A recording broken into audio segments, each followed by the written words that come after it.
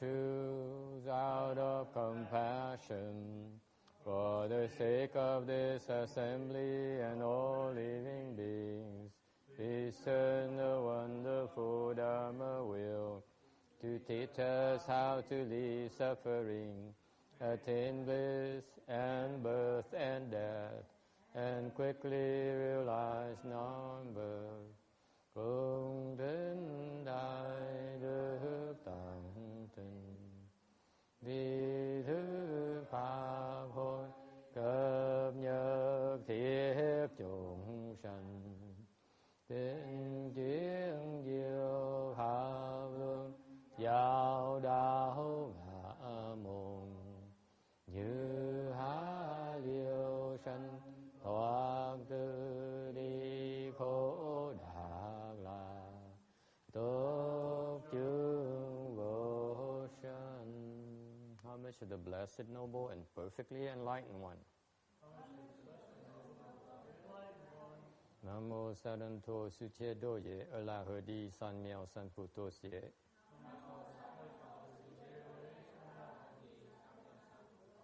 Nam mô Tát Đắc Tha Tô Già Đa Già A La Ha Đế Tam Miệu Tam Bộ Đa Tọa.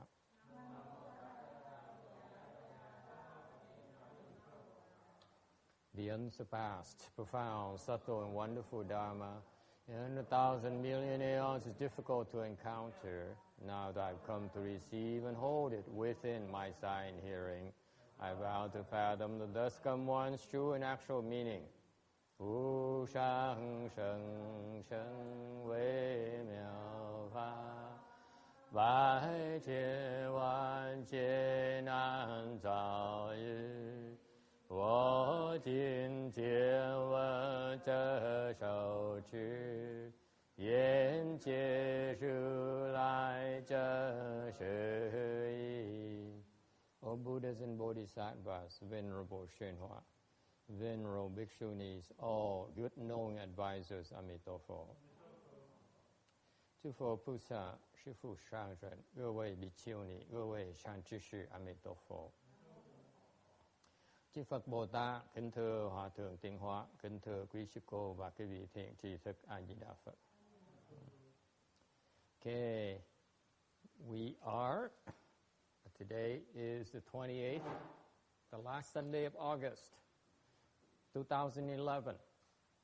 We are lecturing on the Amitabha Sutra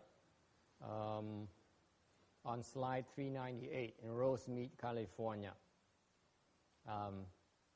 Looks like the Vajra Sutra, which we will be starting in a couple of weeks, will have around over 700 slides. This one has around 600. Yes. Đang soạn kinh Kim Cang. Chúng mình soạn xong chắc khoảng chừng 750 cái tấm.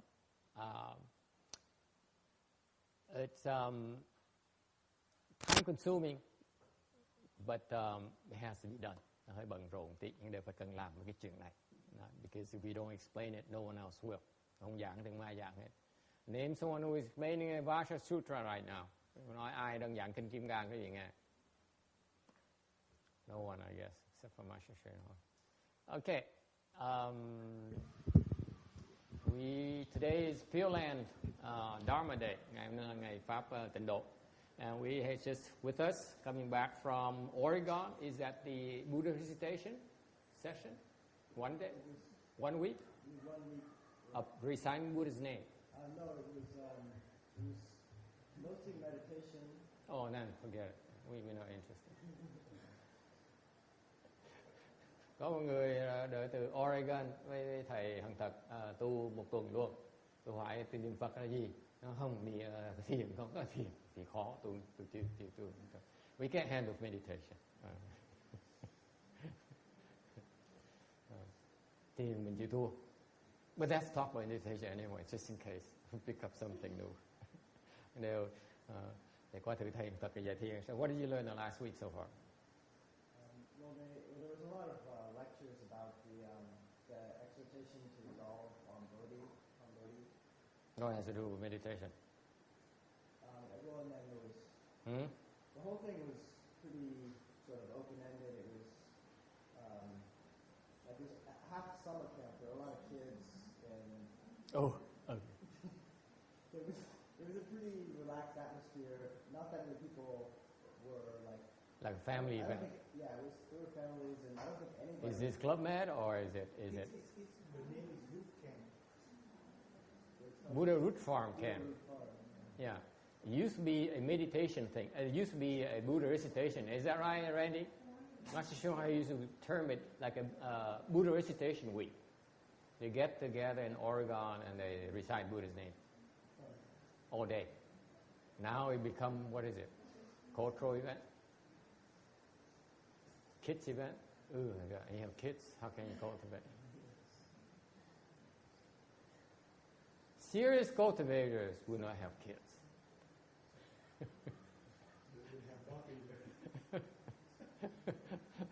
Dogs are okay. I'm acceptable. So anyway, so it's a family thing. Well, yeah, there's just all sorts of different. Also activities for different levels. Yeah, there was.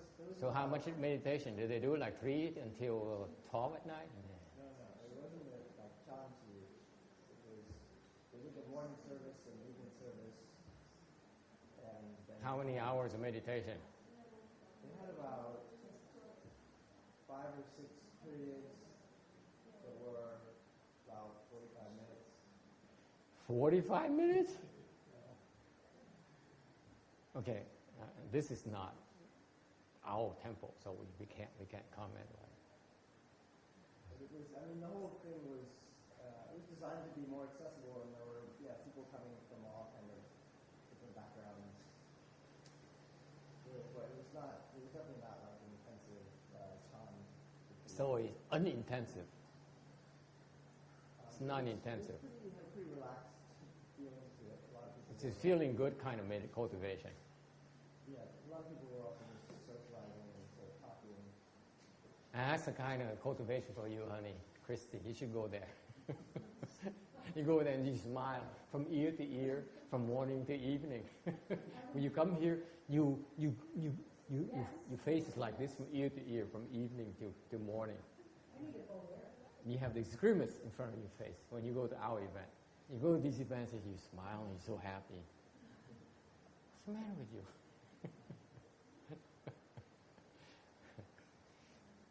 This goes to say that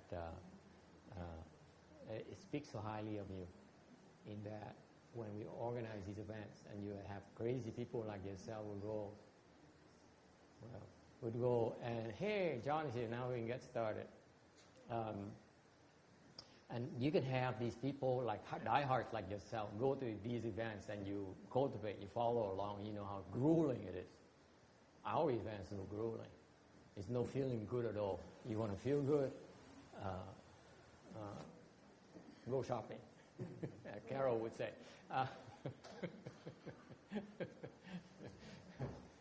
Ours, like cultivation, is hard work, okay? It's supposed to be tiring, supposed to be grueling, supposed to be no fun.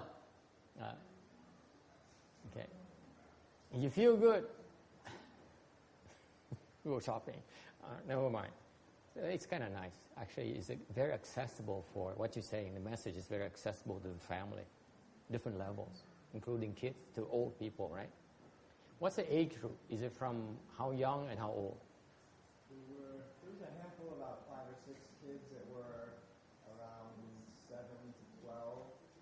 Can they sit in full lotus? They don't. I think so. Our children are 2, how old is my mind? 2, right? 3 now. It's 3 now. She sits in full lotus.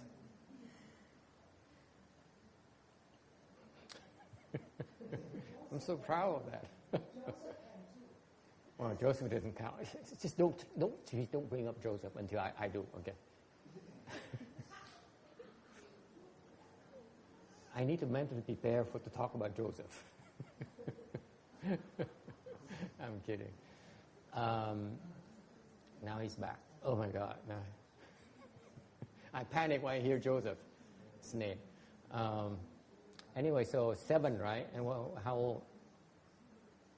Adrian was around 7 or 8 to And what's the oldest participant? There were plenty of people that were maybe 50s, 60s.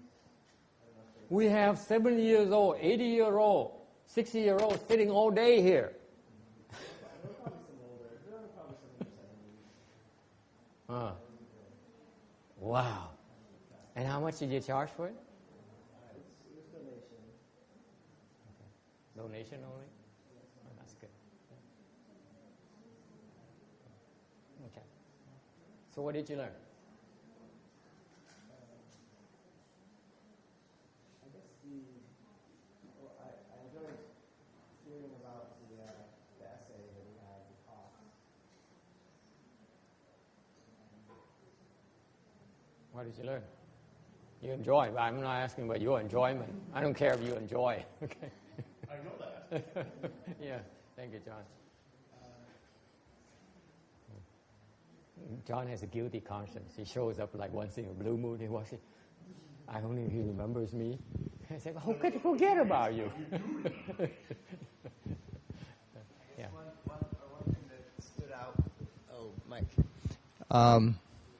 That I remember the point about how it was saying in the essay, basically anything you do, if you do good works or even cultivation, if you don't have the Bodhi resolve, it's still going to turn into the work of demons. That's the Avatamsaka, that's what the Buddha says in that sutra. Yes. Okay. This morning, because I had to earn my lunch yesterday, I had to come up with 2 different principles, brand new ones, okay? You guys don't think that I prepare these things. I had to deliver when I realized that someone's buying me lunch. So I had to come up with something else, okay? Just because someone has spent $5 on me. And you went for the entire week, and you tell me you learned this thing, that's it? Well, that was... We're talking about airfare, talking about food you eat every day, place you sleep. And that's all you learn? I didn't say that was all. That was just one thing that came to mind. Not only do we make you feel bad, we demand that you learn something as well. You notice right now. Oh, well. Any questions? Cái ông đang mới đi tham dự một cái khóa tu mà bên kia họ tổ chức. Thì họ tổ chức là họ có chương trình cho con nít, trẻ em 7 tuổi tới, 5, 6, 7 tuổi tới. Tôi hỏi nó làm gì? Họ thiền, họ niệm Phật, còn này giảng kinh này nọ. Tôi hỏi vậy cho mấy đứa trẻ nó làm gì? Đứa trẻ có ngồi thiền hay sao? Đứa trẻ nó có ngồi được kiết già, không ai ngồi kiết già hết. Con nít ở đây mình là 2 tuổi, 3 tuổi đã bắt nó ngồi kiết già rồi. Thành bởi con nít nó dám tới đây hết. Nó chạy dài hết. So, bởi vậy cái chùa mình khi nào cũng nhỏ 5, 6 người tới là vừa thôi. Không ai dám tới. Okay.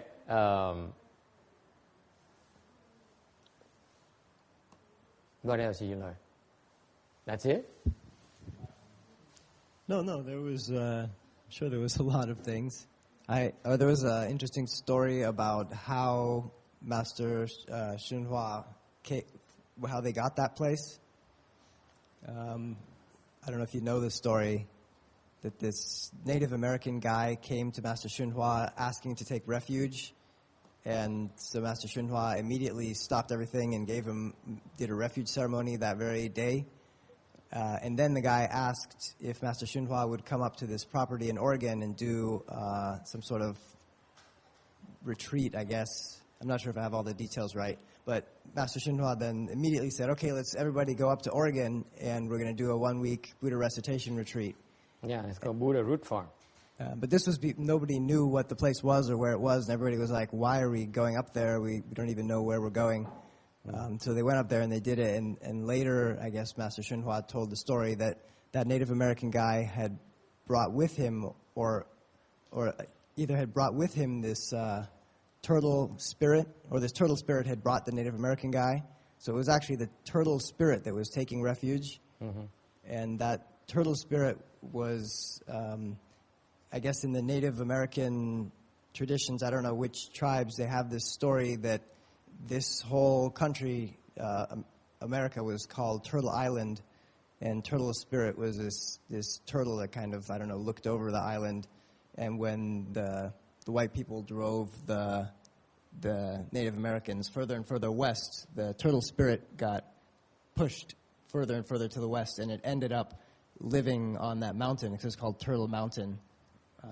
So the turtle spirit was living there because that's right up against the ocean, so it got pushed all the way there. And that was the spirit that then came to take refuge. And then later they somehow acquired the property. Okay. I'm glad you learned something profound.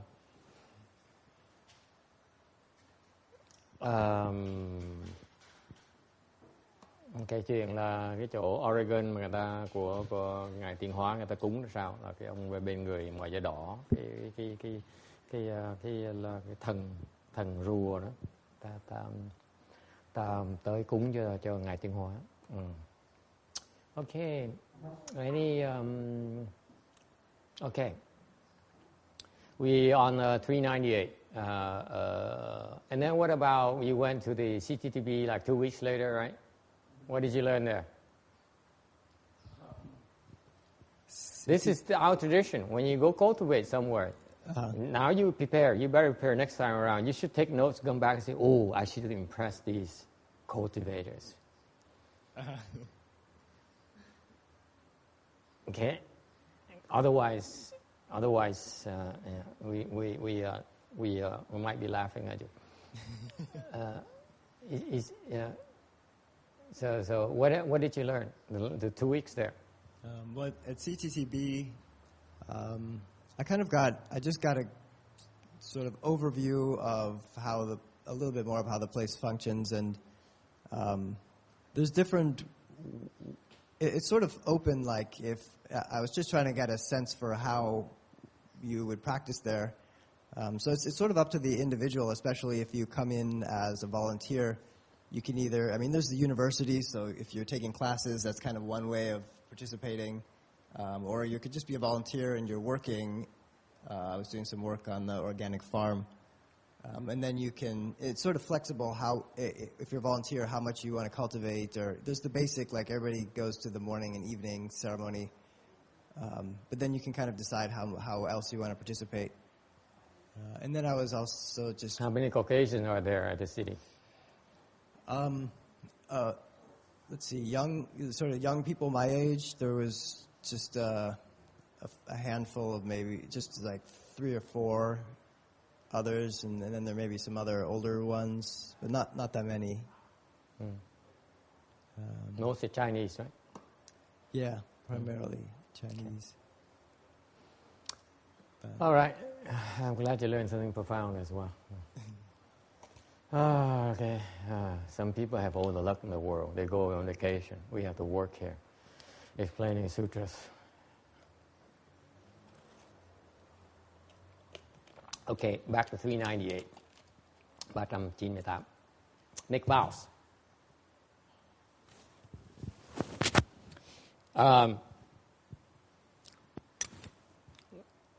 This Pureland Dharma door, we hear of it. That is called literary wisdom.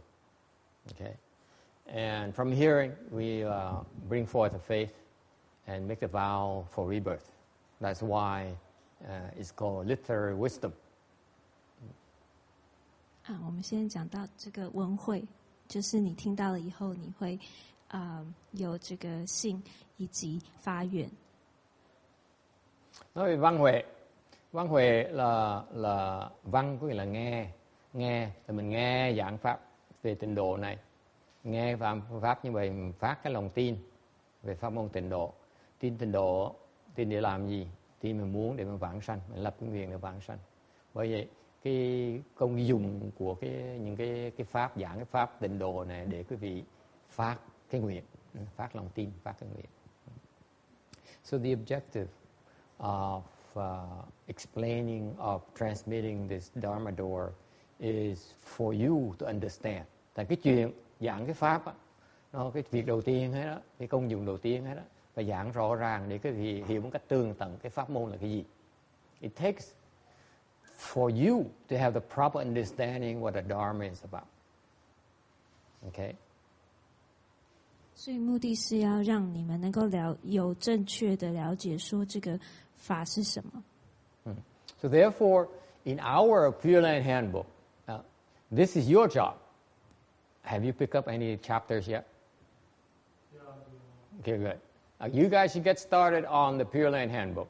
Mình đang soạn cái cuốn sách về giảng về cẩm nang tu pháp môn tịnh độ. This is an important handbook. I'm asking for everyone's cooperation. Maybe we should give John a chapter. Huh? Give him a chapter. Yeah. Okay, he's putting him to work. Trang, do you have a chapter yet? Give him a chapter too. There you go. There you go.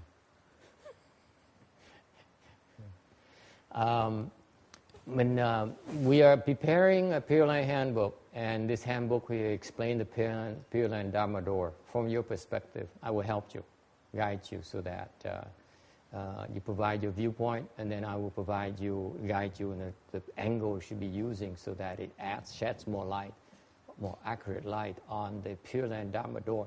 Chúng ta đang soạn cuốn sách cẩm nang tịnh độ, thì có những người mà giúp đỡ đó, hợp tác đó, thì quý vị phải suy nghĩ về cái một cách chín chắn là cái pháp môn tịnh độ đối với quý vị là sao, làm sao mà giảng cho người ta biết cái pháp môn tịnh độ là cái gì. It's important for you to be able to explain the Pureland Dharma door in a way that non-initiated people can understand easily. Mục tiêu mình là mình giảng cái pháp môn này, tịnh độ này cho người mà ít biết về Phật pháp. Ta đọc cuốn sách này, ta nghe cái này, ta hiểu được. Okay? So you should stay away from technical terms as often as you can. Okay? Only you use technical terms, you need to explain them. Dùng những cái chữ mà danh từ chuyên viên quý vị phải giảng cho người ta khỏi mất, so that they don't have to go look it up in a dictionary. That's our purpose. It's a self-contained booklet that tells them everything about the Pureland Dharma door. Okay? That provides the literary wisdom. And this is applicable here because when they hear of the Pureland Dharma door, okay, we have to make it so that it is not superstition. That's how they can bring forth the faith. Mình giảng cái pháp này á, để mình giảng rõ ràng, ta biết rằng cái pháp môn tịnh độ này là pháp môn chính đáng, chứ không phải là chuyện mê tín dị đoan. Để làm cái gì? Để người ta phát ra cái lòng tin vào cái pháp môn này, mà muốn vãng sanh, thành lập cái nguyện để vãng sanh. 所以法师说，这个我们在解释这个净土手册呢，其实就是要我们大家解释，用一个比较简单的方式，让他们知道说这个不是一个迷信。Any questions about that? Thắc mắc gì không? It has a direct objective is to make sure, number one, is be clear about what this Dharma door is about in a way, in words that people understand. Number two, brings them forth a faith because they understand clearly. They can bring forth a faith. You can cite examples or proofs or facts, whatever, or quote people who the responses from people have and so on. And the objective is to make them bring forth the faith and then make the vow for rebirth. Okay? If you can accomplish these three things, then the booklet is accomplished its purpose. 所以说第一点就是要能够简单明了，然后让他们容易懂，然后他们听了以后呢，他们才能够相信。 Okay. So who has started already? Ai bắt đầu biên chưa? You started already? That's excellent. Who else has? Besides our, of course, Rain, of course. I started on for him already. Who else?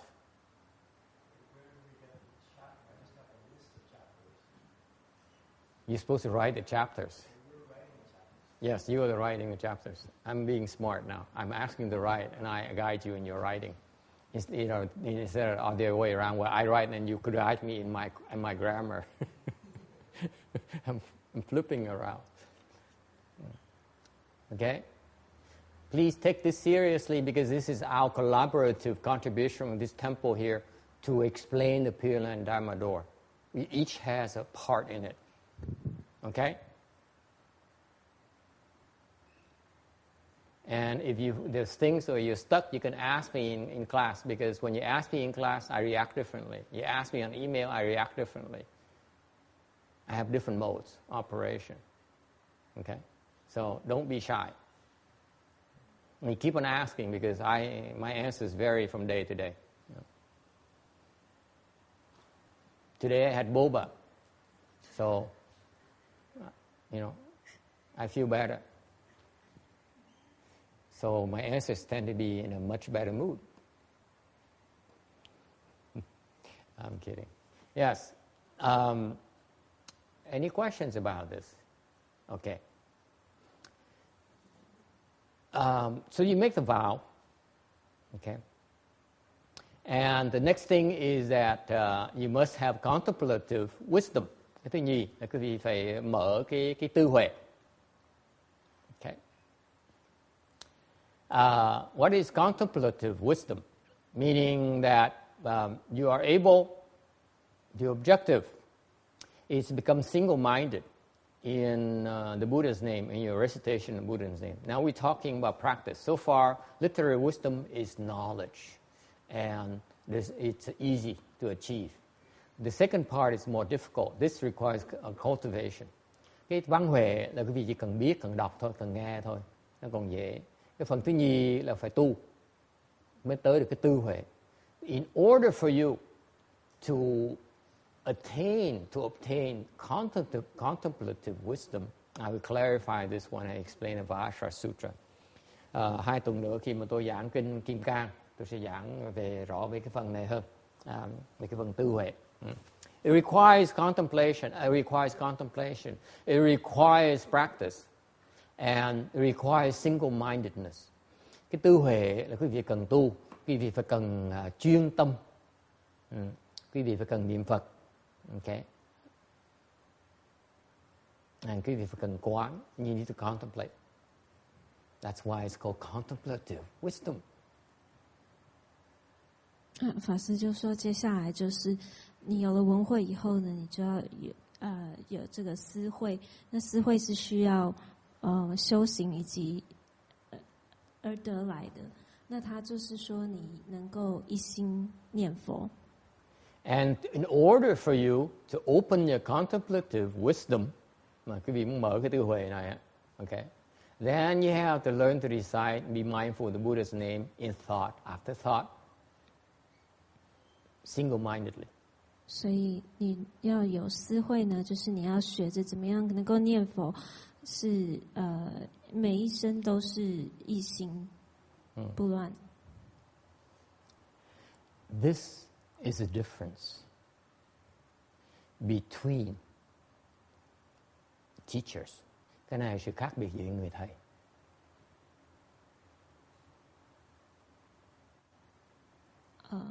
这就是跟老师有不同的差别。What does it mean? Khác biệt với thầy nghĩa là sao? Hiền nhã khác biệt với thầy nghĩa là sao?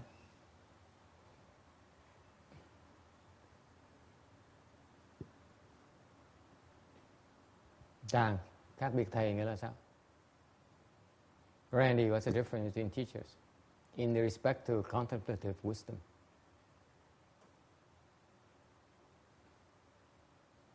First of all, literary wisdom is only the first step. It's not the ultimate step.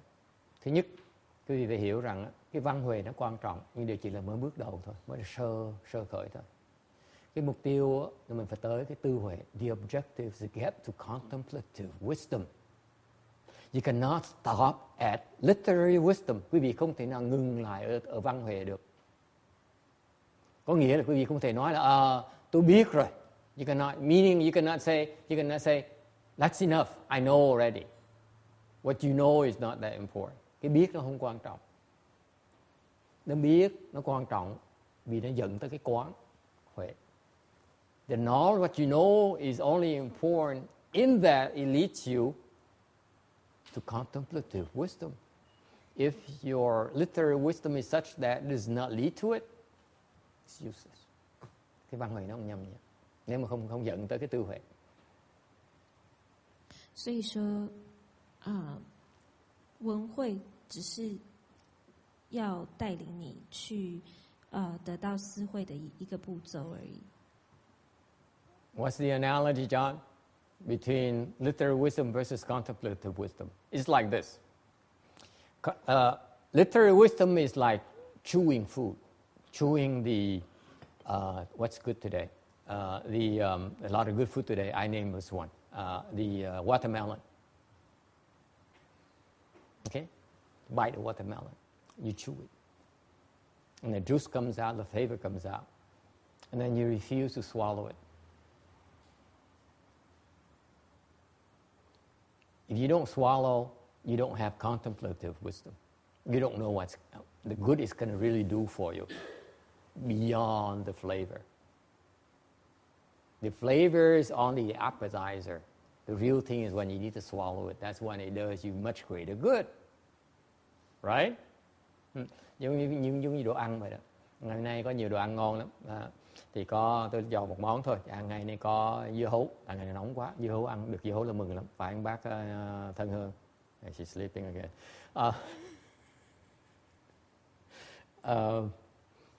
That's happiness. Okay? I'm not criticizing. If you can come to the temple and eat and have and be yourself, perfectly okay with me. I call it happiness. Okay? She'll pay, trust me.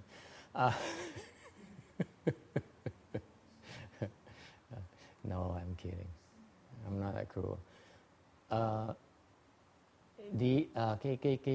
Cái tương tự như cái ví dụ như vậy nè, là cái vị ngày nay mình ăn dưa hấu, thì mình cắn cái miếng dưa hấu vào, nhai nước ngọt nó ra, cái mùi thơm, mình hưởng cái hương vị nó, xong mình không nuốt. Cái tư huệ là cái nuốt đó. Nếu quý vị không có nuốt á, cái ăn nó cái lời lớn của những cái ăn đó nó quý vị không có hưởng được. Cái văn huệ nó không có ý nghĩa gì hết. Mình chỉ nhai như vậy xong không có lợi gì cho mình hết. The analogy is that if all you do is chew and buy the food and chew and you refuse to swallow, your literary wisdom is like you're chewing, you're biting, you're chewing. And unless you swallow, swallowing is like contemplative wisdom. It does you no good at all. Nothing really significant. Nothing real. 所以举一个例子来说，就是如同你在吃好吃的食物，当你在咀嚼的时候呢，就如同文慧。但是如果你不把它吞下去的话，那你吞下去就如同思慧。所以就是说，你等于只是在咀嚼它，对你来说并没有任何的好处。Yes. I guess you could say having literary wisdom alone is kind of like eating paper. You're using it chewing. Oh, eating paper. Yes, it's like eating paper. There's no nourishment. But what about swallowing? It's a follow-up. It's a follow-up beyond the chewing. Okay. I think I like my example better than yours. But thank you for contributing. I appreciate it. Very good. You understand?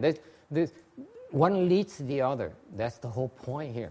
You cannot stop at chewing. You have to swallow.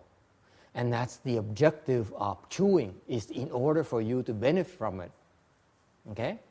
And that's the nature of contemplative wisdom. You're supposed to cultivate so that you're going to get the real benefits. The true benefits is in the contemplative wisdom. You have to practice.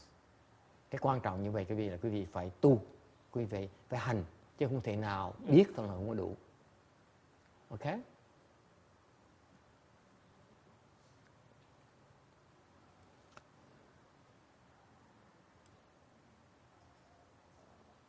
we have to learn how to try because it gets harder. It only gets harder.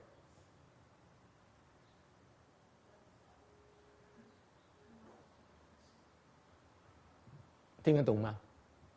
越南语听得懂吗？入境，一点点。Never mind, it's not meant for the Chinese. Any questions about this? Có ai thắc mắc về chuyện này không? And here we teach you about, we help you obtain in order. So what is the difference between teachers? The teachers, the better teachers are the ones that help you obtain the contemplative wisdom because the objective of your teacher, the better teachers, is to give you the greatest benefit from the Dharma. Thành cái sự khác biệt người thầy là chỗ nào? Cái thầy mà giỏi là cái người thầy mà dạy quý vị để phát triển cái tư huệ. Tại vì cái tư huệ mới thiệt sự làm có lợi ích cho quý vị.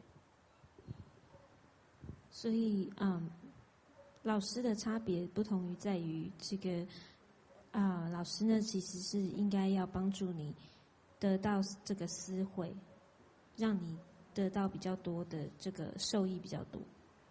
In other words, the teachers, the better teachers give you instruction on how to develop contemplative wisdom. Nói cách khác, là cái người mà thầy giỏi là người thầy để dạy quý vị cái phương pháp để mà mở cái tư huệ. 所以换句话说，比较好的老师呢，就是会给你指示，让你能够启发你得到思慧。So, for example, right here it says, in order for you to obtain your contemplative wisdom, you should learn to do one thing: recite the Buddha's name single-mindedly. If you do that, you manage to do that, you will have contemplative wisdom. It's that simple.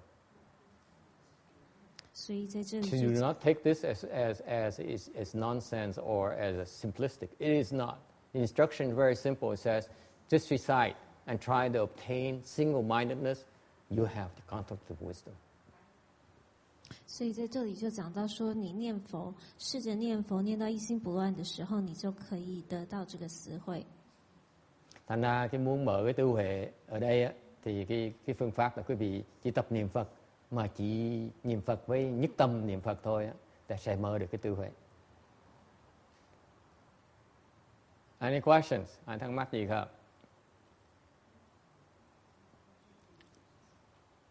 Yes. It's not a question, it's just saying that is written so simply, but it is so hard.所以他讲说，那个写的很简单，但是做起来实在是非常的难。困難. Nói thì rất dễ, bài mà nói dễ là mình chỉ cần nhất tâm mình niệm Phật thôi, nhưng điều làm nhất tâm không phải là dễ đâu.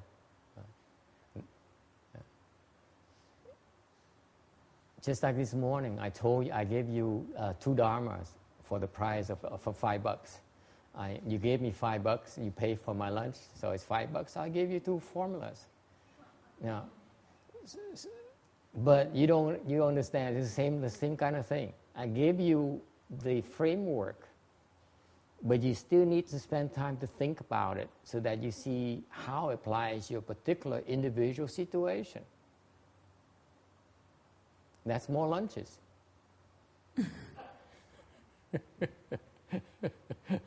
所以法师说，就如同早上得到了2个这个法，但是要运用还是很难。Okay, any other questions? Ai thắc mắc gì khác không? Okay, I will clarify more about what is the nature of contemplative wisdom when we talk about the Vajra Sutra. I want to save some for the other sutras, otherwise I have nothing else to talk about. Tại vì cái phần khi mà giảng kinh Kim Cang sẽ nói rõ hơn một tí nữa. Như cái phần này, Hội Kim nói rõ, nói nó khác nhau để có cái mục tiêu cho quý vị theo dõi một kinh nó khác nhau một tí. 那我们等到讲《金刚经》的时候，再进一步解释思慧到底是什么。And you notice that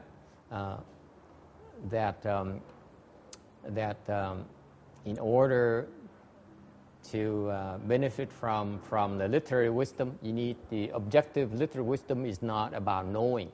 Cái văn huệ không phải để quý vị muốn biết. Cái văn huệ cuối cùng nó đưa tới một cái là quý vị lập nguyện. Literary wisdom, the objective literary wisdom is to bring forth the faith. Cái văn huệ để quý vị phát cái lòng tin. Có lòng tin sẽ muốn vãng sanh. If you really have faith, you will make the vow. If you really have faith that the Pureland Dharma door is really ideal for you, an ideal form of cultivation, then you naturally would want. If you have that kind of faith, then you would naturally want to have make a vow to be reborn. It's that simple. Okay? It culminates in faith and an action, making a vow. Cái sự giáo huấn của bên Phật giáo như vậy là cho quý vị phát cái lòng tin. Khi mà hiểu rồi á, thì phát cái lòng tin. Cái lòng tin rất là quan trọng. Phát lòng tin rồi á, thì muốn lợi dụng cái pháp môn tịnh độ này, thiệt sự muốn phát lòng tin pháp môn tịnh độ này là quý vị phải lập nguyện mới thiệt sự hưởng được. Bước đầu của cái hưởng cái pháp môn tịnh độ là phải lập nguyện. 所以说，文会的目的是让你能够信，你要信才会发愿。Any questions? Ai thắc mắc gì không? Yes.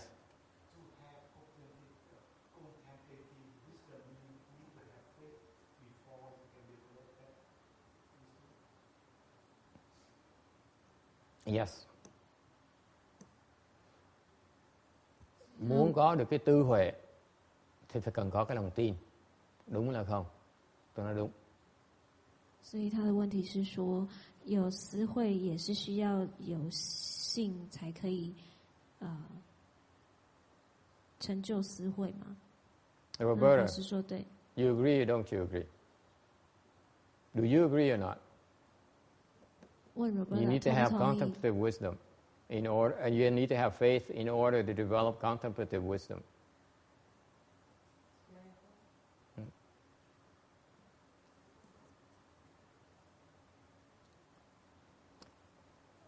This is characteristic of the Pureland Dharma door. Okay? The Pureland Dharma door, okay? One of the fundamental tenets of Pureland Dharma door is faith. You must have faith. Cái sự quan trọng, một trong những yếu tố quan trọng nhất về cái pháp môn tịnh độ là chúng ta phải phát triển cái lòng tin. Okay? Unless you have faith, you will not be able to take advantage of Pureland Dharma door. Nếu quý vị cái lòng tin quý vị mà không có đầy đủ thì quý vị không thể nào lợi dụng được pháp môn tịnh độ này. Conversely speaking, if the deeper the faith you develop in the Pureland Dharma door, the more benefit you get out of it. Ngược lại, nếu quý vị mà lòng tin càng sâu chừng nào thì cái lợi ích quý vị có thể đắc được từ cái pháp môn tịnh độ nó càng lớn hơn nữa. 所以法师就说，这个信是非常是净土法门最基本的一个很重要的一个因素。Why is that? Tại sao như vậy? Is this simply a sales pitch? Cái này chỉ là gọi là quảng cáo cho quý vị thôi là sao? The keyword is a keyword in this slide here that tells you why it's important for you to have faith in the Pureland Dharma door. Trong cái tấm ngày hôm nay, tấm này nó có một cái chữ, một cái danh từ tiếng Anh và nó dàn nghĩa tại sao quý vị cần phát cái lòng tin đó. Anyone knows what that term is? Có ai biết chữ đó chữ gì trong này không? Đọc đi. It's only less than 20 words here. 30. Okay. I exaggerate a little bit. Which word is that? Anyone knows? Có ai biết cái chữ nào không?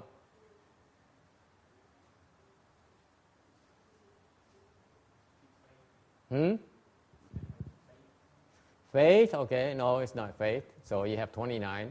Okay. Không phải lòng tin. Yes. Wisdom is not wisdom, so you have 28. Okay. Cannot, you're going to raise your hand anymore. Okay. 27. Okay. Huh? Interruption, okay. 26. Who else? You? Huh? What? Reborn, okay, 25. You're running out of words now, boys and girls. Yeah, they're trying to impress you. Yes, 25 words, còn 25 chữ nữa thôi. What? Recite. No, okay, 24. Okay. Yes, anyone else? Buddha, 23. You're running out. I'm running out of words here. Còn 23 chữ thôi. Yes. What? Which word? Which word? Which word is it? 什么字? Huh? Anyone? Not the one who's spoken already. Danny, which word is this? Faith. Okay, 23, yes. Huh? Mindfulness. 22. Okay. Okay, you can repeat again. Okay, I'm desperate. You guys are so bad. Why is that you need to have faith to break through? Tại sao phải có cần cái chữ tín? Cái chữ này nó dần như tại sao cần có cái chữ tín mới hiểu được? Thân Hương, chữ nào?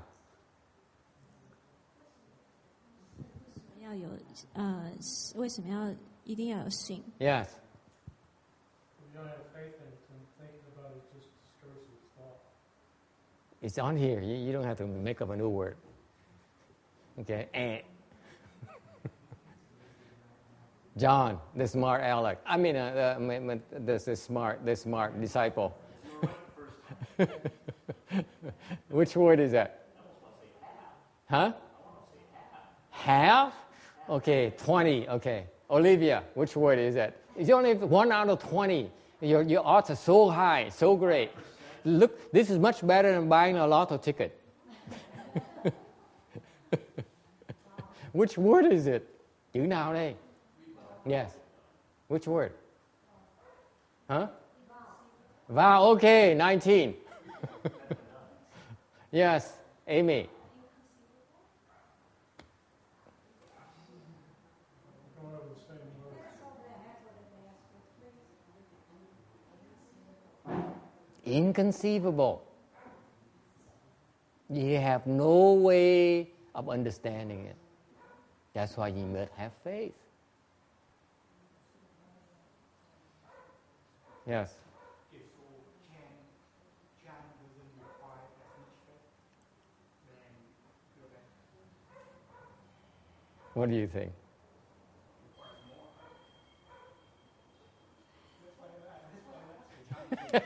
That's a good question. It takes engineers to ask stupid questions like that. I mean, it's so difficult to answer. There's no answer for that kind of question. That's why the teacher immediately says it's a stupid question, so he doesn't have to answer it. No, it's a great question. Teachers have a lot of tricks to wiggle to weasel themselves out of the difficult spots. The question, cái câu hỏi là nếu như vậy thì cái thiền nó cần cái lòng tin là không cần lòng tin. What do you think? Quý vị nghĩ sao? Thiền cần tin với tịnh độ, cái nào cần lòng tin hơn? Which one requires more faith? Randy knows.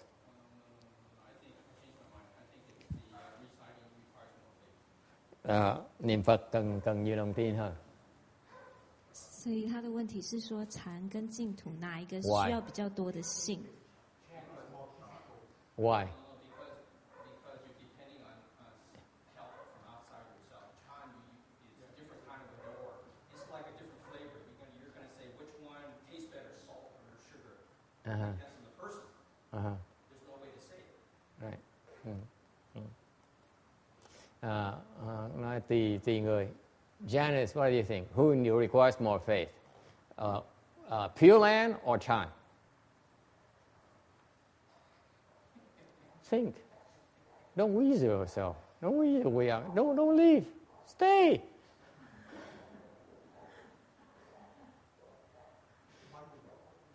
She quits on me and she doesn't listen to me anymore.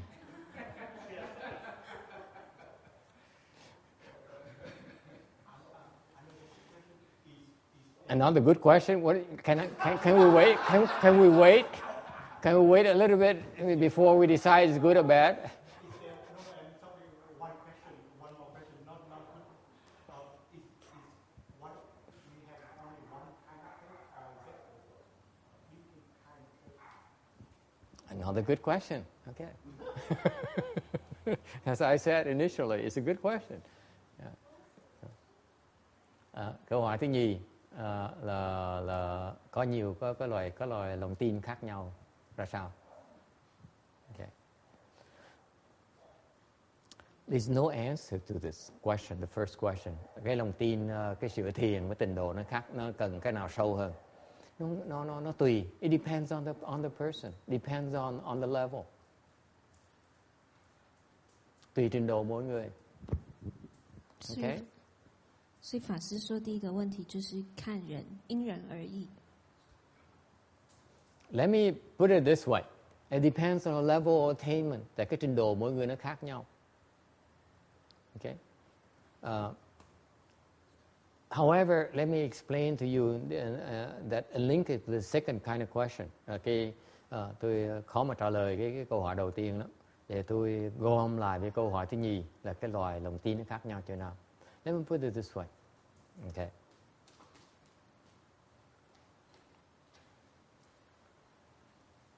In order for you to hope to obtain rebirth to the Pureland, nhắc lại cái vị này. This is important for you to listen to this, and you need to incorporate this in our Pureland handbook. This is a very important part of it. This is what most people don't understand about Pureland. In order for you to hope to have rebirth to the Pureland, you must have profound faith in Amitabha Buddha. Quý vị mà muốn thiệt sự, mà muốn vãng sanh thì quý vị phải hoàn toàn tin tưởng vào Phật A Di Đà. You have no room for any doubt whatsoever. Quý vị không thể nào có một cái chút xíu nào nghi nghị trong đó được hết. Là không thể nào. Khi có một tí nghi là khó mà vãng sanh dễ sợ. Very difficult for you to attain rebirth if you don't have total faith in Amitabha Buddha. Yes. Wasn't it one time we were talking, you said any time that you have great faith, there's always kind of an aspect of doubt. Yeah. Also present. Which seems to make sense. I feel like our minds kind of have, a bunch of different voices. So if you've got one aspect that has strong faith, there's going to be some part that's going to be able to doubt. Yeah. But you're just saying for the Pureland to be successful, we can't have that part, or that part just gets turned down? I'm not saying that you won't have any doubt. I'm pointing out to you that there's a scale. Okay? The reason, Randy, we practice reciting Buddha's name is to develop faith. It's one of the major objectives when we recite the Buddha's name. When we practice Pureland, we recite the sutras, we recite the mantras, pre-birth mantras. We do all these Pureland practices because we want ultimately develop your faith in Amitabha Buddha. Tất cả những chuyện mình làm trong pháp môn tịnh độ này, mình niệm Phật, tụng kinh, lạy Phật, tụng chú, tụng cái vãng sanh thần chú, mấy cái đó, mục tiêu cái đó là để phát triển càng ngày cái lòng tin quý vị với A Di Đà càng ngày nó càng sâu. Why is that? Tại sao muốn làm như vậy? Mục tiêu làm như vậy tại vì cuối cùng ngài A Di Đà là quý vị dựa cái lực của ngài A Di Đà để mà được vãng sanh. Because ultimately you lean on Amitabha's vow power to obtain rebirth. And the better way to lean on that is just like, please take care of me. Okay? I put my total faith in you. Okay? Mình hết cái lòng tin mình vào đó.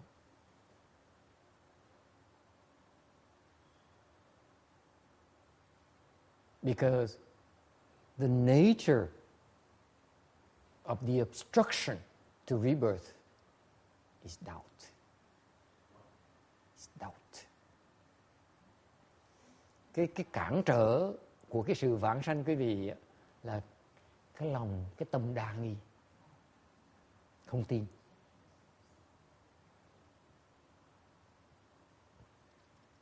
所以法师就说，非常重要的一点就是，如果你想要得往生的话，其实就是你要有所有全部的信心，因为才能够往生，就是相信说，靠着这个阿弥陀佛可以带你到净土。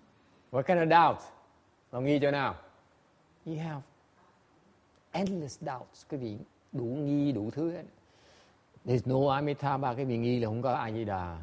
You don't believe there's something called the Western Bliss Pureland. Quý vị không tin là có Tây Phương Cực Lạc. Quý vị không tin rằng niệm 10 Phật, niệm Phật 10 lần là sẽ được vãng sanh. You don't believe that you cite the Buddha's name 10 times you obtain rebirth. Too good to be true. Okay? You don't believe that quý vị không tin rằng what else? What other doubts you have about the Pureland Dharma door? Come on, speak up. You have a lot of doubts. Come on, be honest. 法师说，我们其实有非常多的怀疑。他说，我们自然而然就是对这事情有怀疑。You don't believe in reincarnation, okay? You don't believe in the hells. Quý vị không tin là có nhân luân hồi. Quý vị không tin là có địa ngục, okay? The world, people of the world have so many doubts about the Pureland Dharma doors that prevent them from taking advantage of it. You say, I'm much better off going to the heavens with God.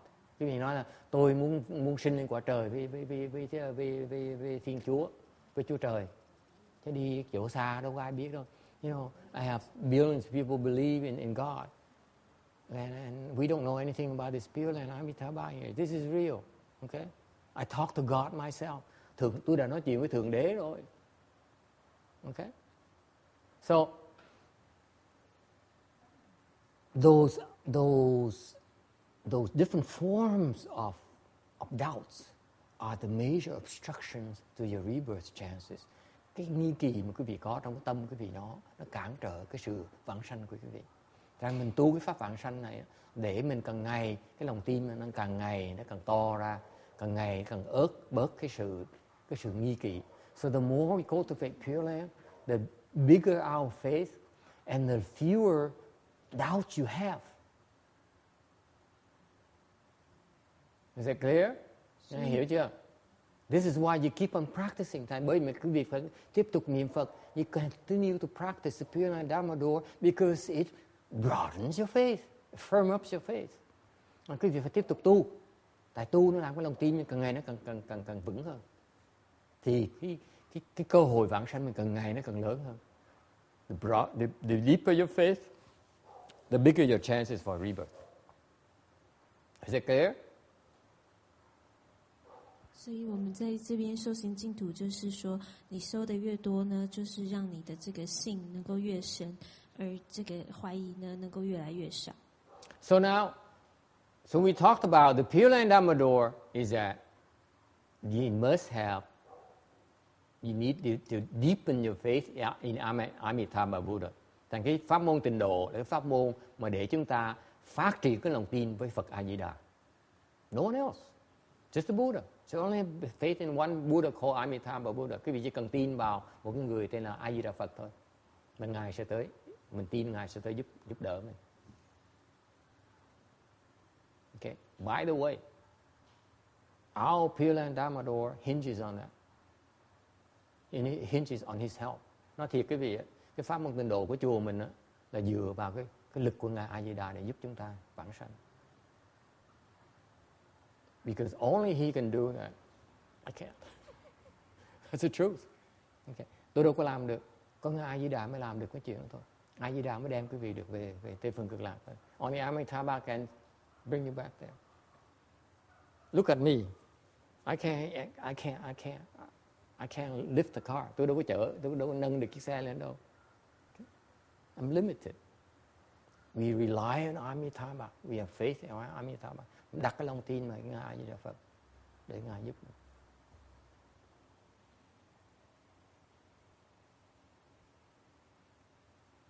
所以 Any questions about that? 所以我们修行就是要加深我们的信，对，阿弥陀佛的信。 Okay, so the Pureland Dharma door is a Dharma door where you need to practice to deepen your faith. Knowing about it is not enough. The more you practice, the more you listen, the more you recite the Buddha's name, the more you bow, the deeper your faith becomes. There's two ways about it.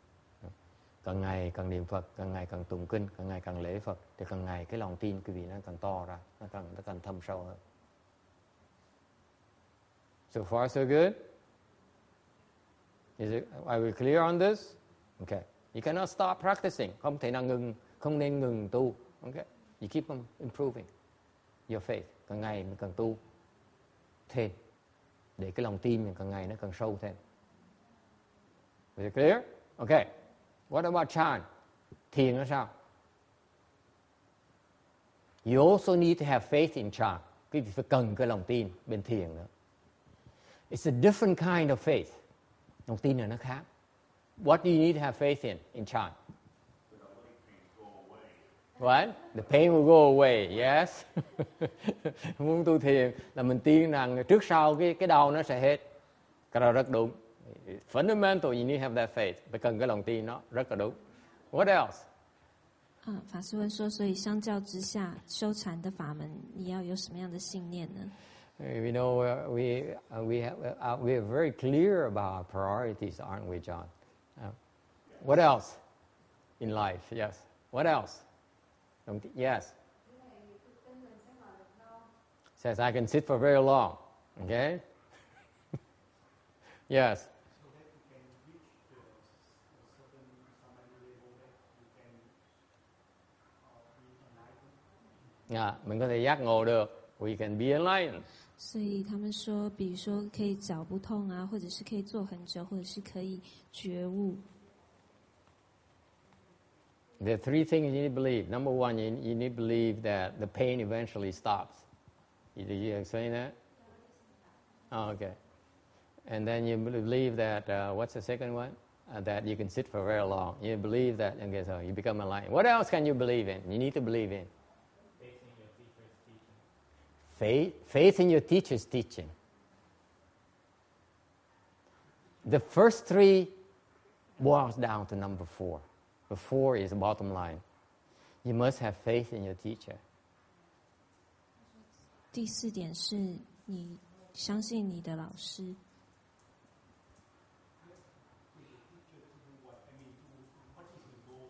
Ước objects to that. It's just a name. Just to make sure we remain anonymous. Okay. We have an engineer in our audience today who objects to it violently. He says, "What else did you do for me?" That's his problem for the last 4 years. 4 năm rồi ông giải quyết cái này chưa xong này. Thầy làm gì cho tôi đâu? What did he do for me? That's what someone just told me recently. They said, "What did he do for me the last 2 years?" I said, It's not that much. It's how to attain what is the goal of Chan. You cannot weasel a way out of this. I got you. I don't buy it. Okay. Is that to get enlightened, or so the teacher help, but to do what? What is the goal to attain for Chan? Okay. The question, he says, thành ông hỏi là như vậy thì ông thầy giúp mình. Ông nói là không có rồi, ý con là khác. Ý con phải như vậy, không phải là ông tin thầy đâu. Với con nói là ông thầy giúp con làm cái gì, okay? Cái mục tiêu làm cái gì? Có nhất là con hiểu là thầy có thể giúp con không có bị tẩu hỏa nhập ma. They said, I will have when we get into demonic states.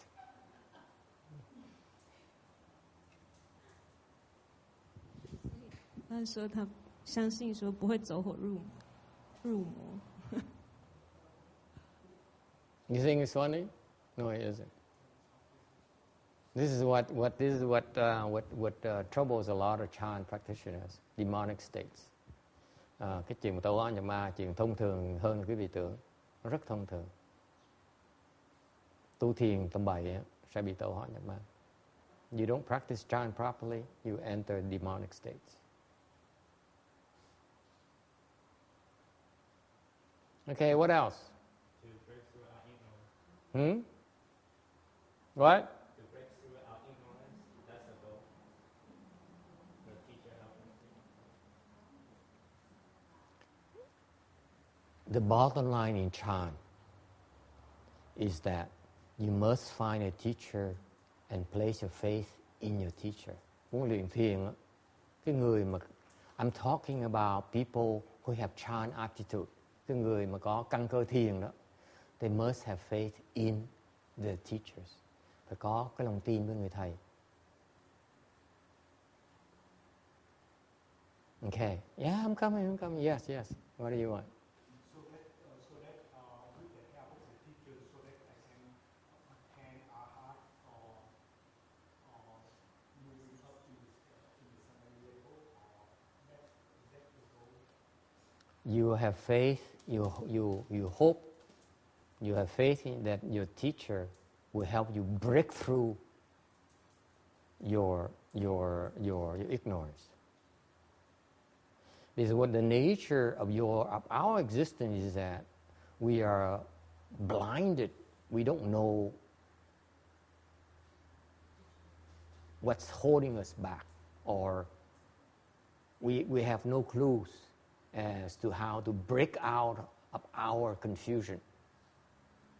Cái thực tế của cuộc đời con người như vậy này, là mình có những cái những cái mê hoặc, có những cái tối tăm vô minh trong đầu mình, trong đời mình không biết làm sao mà thoát ra được. Okay? And your best chance to get out of it. You don't need a teacher, cái gì không cần thầy đâu. Okay?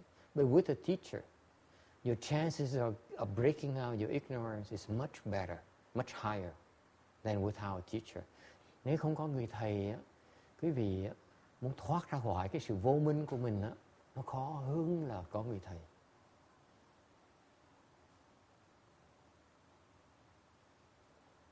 所以法师说，你有一个老师可以帮助你，能够你要相信老师可以帮助你破除你的无明。Yes. So ultimately, you want to go to Pureland so that you have Amitabha Buddha as a teacher to break the ignorance. You have the Buddha teaching you. The best teacher possible. Who better? Huh?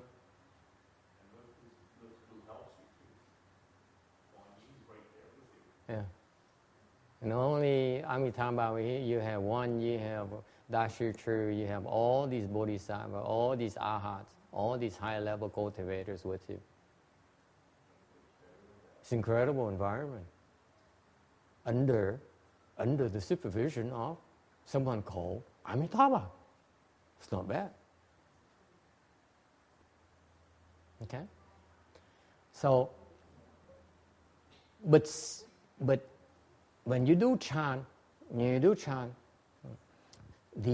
to me personally, because people have different beliefs, in my personal experience has been that for some reason, one of the first lessons I learned when I pursued meditation, I didn't know about chant. I just wanted to learn meditation. One of the first lessons I was taught is that I must look for a good knowing advisor. I found it to be so true. It's a guiding light for my entire cultivation. Lúc đầu tôi mới tu á, là tôi chỉ muốn luyện thiền thôi, tôi không biết là tham thiền là cái gì hết.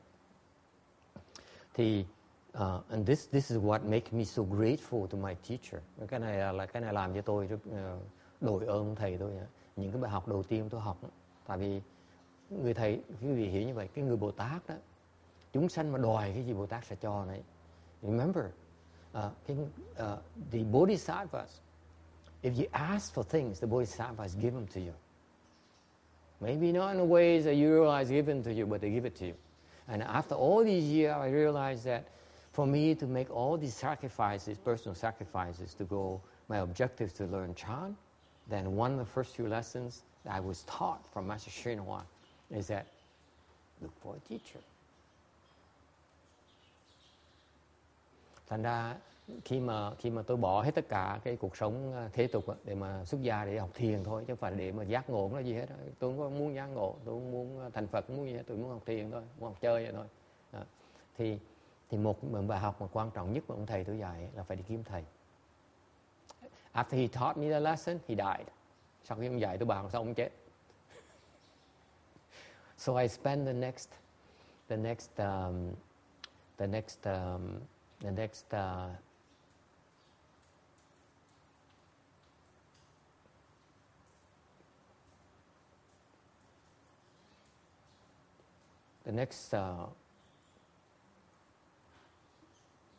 decade looking for a teacher. Xong thầy tôi cũng chết, cái tôi bỏ 10 năm trong cuộc đời tôi đi kiếm thầy. Thầy tôi cũng dạy như vậy. So he tested me whether I learned my lesson or not. So he made me look for a teacher for 10 years.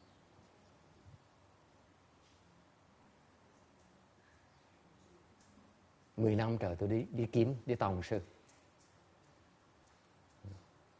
所以法师就说，他那时候当初一开始只是想要学静坐，那他那时候不知道为什么第一个学到的就是要找一位善知识，那这就是宣化上人教导他的。但是后来宣化上人就走了，所以他花了最后10年的时间在找老师。And tôi bỏ 10 năm đi kiếm thầy. Couldn't find it. 10 năm kiếm ra thầy nữa. No one wanted to teach me. That's a sad part of my life, the story of my life. That's what breaks my heart. No one wanted to teach me. Không ai muốn dạy tôi hết đó. For 10 years.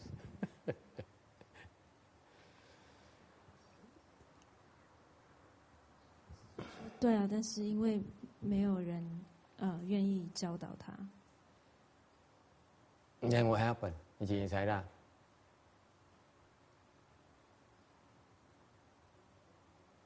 So part of the lesson that I learned after 10 years. Sau khi đi kiếm thầy 10 năm mà tôi mới hiểu bài học là ra sao. I finally understood what it means. Can I share with you? Cũng nghĩa cái gì nghe được không? 10年之后，他终于了解，说这是一个 Is it 4 so 考 far? 验。Roberta, is it 4? Do we agree on 4 or 5? Okay, 5. Okay. 5. Is it 5 today? Okay, fine. Okay. I'm still negotiating my lunch backlog. So what is the lesson I learned after 10 years? Đi kiếm thầy 10 năm kiếm ra mới học được bài học gì? Biết học bài học gì không?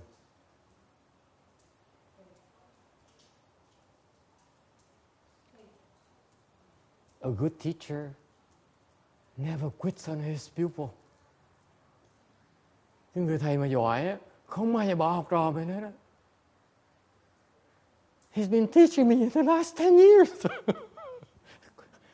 Secretly, ông thầy tôi dạy tôi 10 năm trời. Âm thầm dạy tôi 10 năm trời mà tôi không biết. Tâm tôi bỏ ông á, ông đâu có bỏ tôi đâu. He never quit on me. 所以法师说，他学到的就是，一个好老师呢，他是不会放弃他的学生的，所以其实这10年间呢，他还是默默的在教导。That is the bigger mistake about Chan practitioners. Cái này là cái lỗi lầm mà lớn nhất của những cái người tu thiền đó,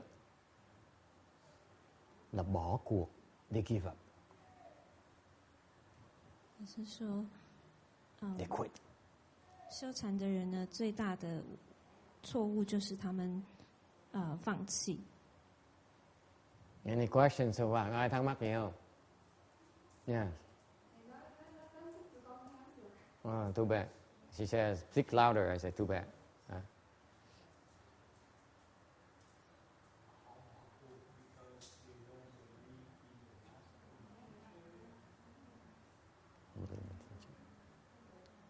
That's the only reason why they quit. People quit because they no longer believe in the teacher. Người ta bỏ cuộc tại người ta không còn tin ông thầy nữa. Isn't that right, Janice? Is that why people quit? What do you think? Huh, Janice? Where is Jasmine?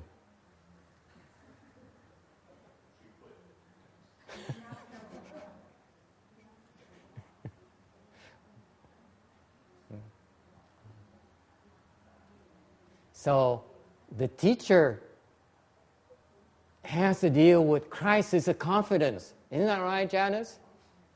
Đó. Tại người thầy là phải đương đầu với những cái sự thiếu lòng tin của mọi người.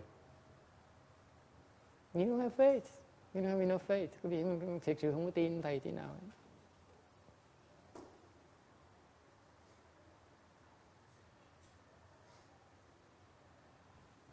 And if you quit, then the teacher cannot guide you anymore, can he? Quý vị mà bỏ cuộc, làm sao ông thầy dạy quý vị tiếp được?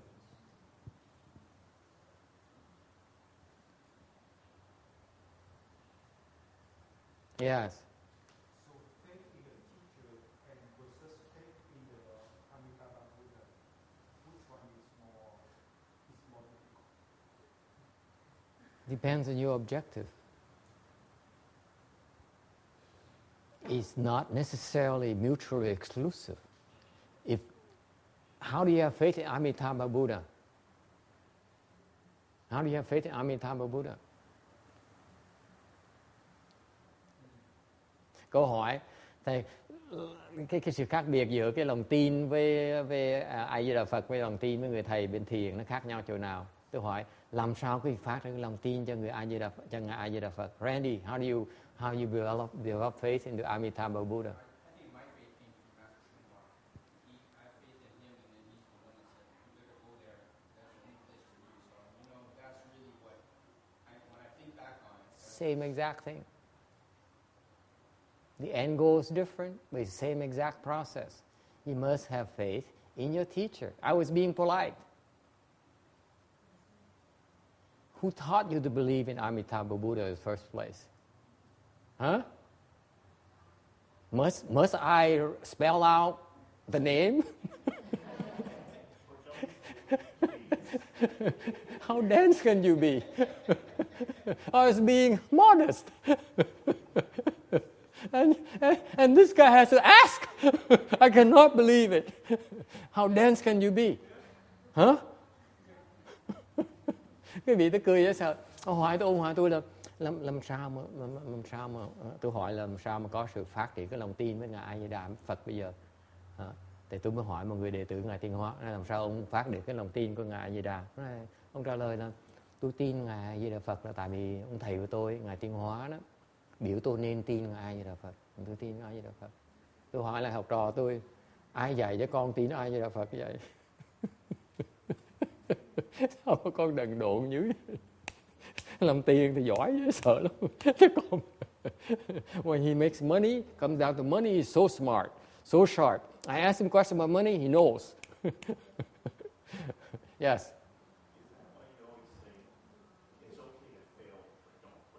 That's right. You cannot quit. You don't want to quit. The reason why you fail. In other words, có chuyện khác. This is new aspect of it. Có chuyện khác, ông nói là như tôi thường dạy học trò tôi đó, là thất bại thì được, mà bỏ cuộc thì không được. Tại sao như vậy? Why is that? Go ahead and translate. This is important. Especially the Chinese disciples, những cái người mấy người đệ tử người Tàu đó. The Chinese disciples, they quit on me. Mấy người Tàu chuyên môn là bỏ cuộc. 所以他的问题就是说 The Chinese disciples translate that, quit on me. So they say these Vietnamese teachers can't trust them. 就是说，那所以为什么是不是法师一直说你不要放弃，但是 Caucasian too, I guess. 你可以失败，但是不要放弃。Why is that? Tại sao như vậy? Why is that? 为什么呢？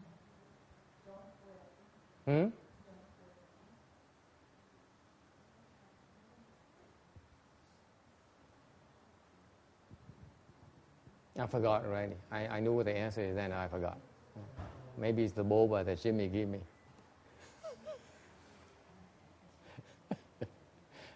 Why is that? You can fail, but you cannot quit. Jimmy, why is that? Where is he now? Did he sneak out on me again? Okay, why is that, Jimmy? When I ask him a question, that's when he's so quiet. When he knows the answer, he you can tell. When Jimmy knows, he says, when he doesn't know, he shrinks. Why is that, Jimmy? Why is it okay to fail, but you cannot quit?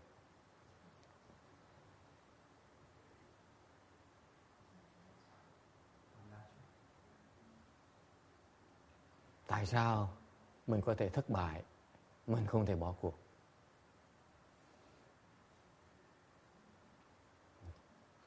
Yes, text. A couple of things.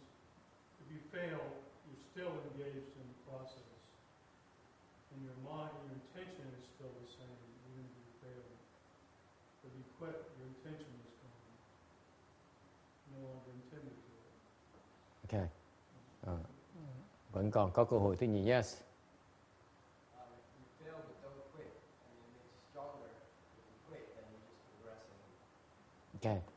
Janice, why is it okay to fail when you cannot quit? Do you know? Have you figured it out yet? You cannot quit. I do not allow people to quit. I allow you to fail, but you cannot quit.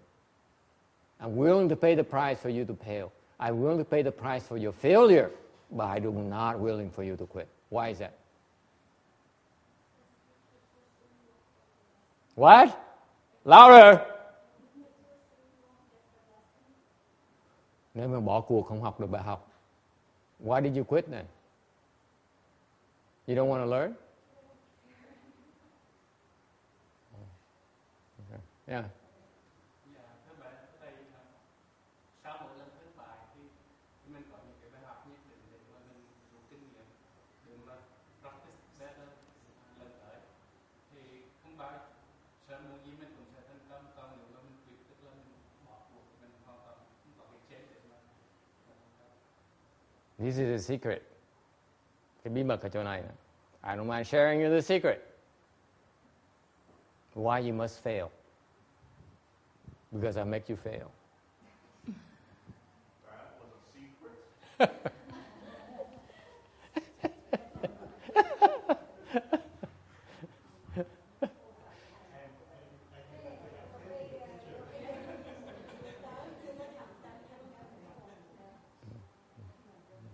Very good.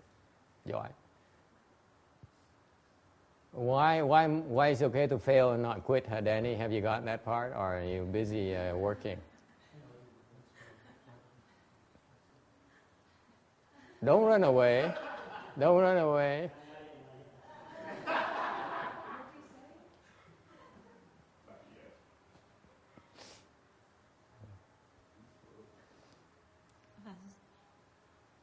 You know why you fail? Yes? Uh-huh.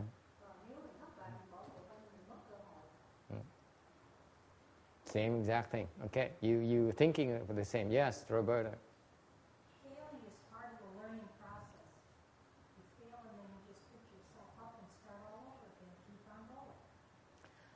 I'm putting you in a spot where you fail. Don't you get it? Tôi cố ý làm quý vị thất bại. Yes. I had a teacher one time.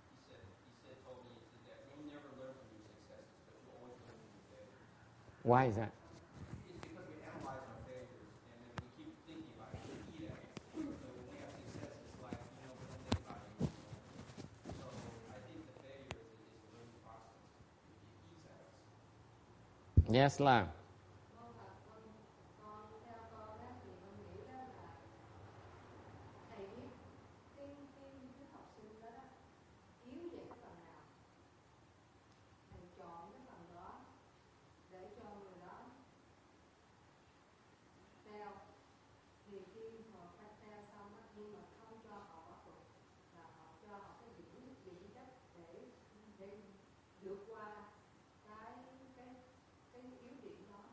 He says, I spot your weakness, so I make you face it.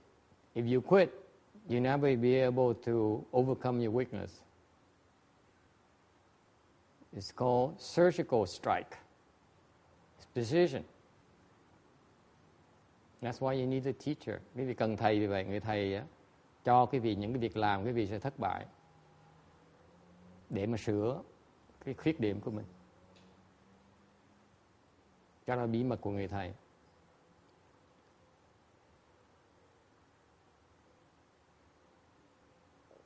Cái người thầy giỏi là người thầy làm quý vị thất bại. The good teachers are the one who make you fail. Why do I know? I failed miserably for the first 10 years of my life as a monk. It hurts. It hurts like hell. You're a total failure.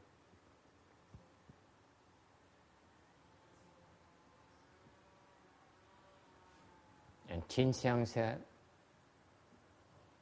another aspect of that lesson is that how deep is your faith when you fail so hard, okay? You feel so bad about it, okay? How much faith do you have in the fact that your teacher is trying to help you? You don't have enough faith, you quit. It's a test your faith in your teacher.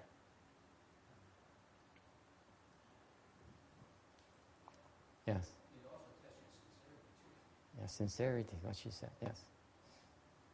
But that presupposes that you selected a good and knowing teacher, not with compassion,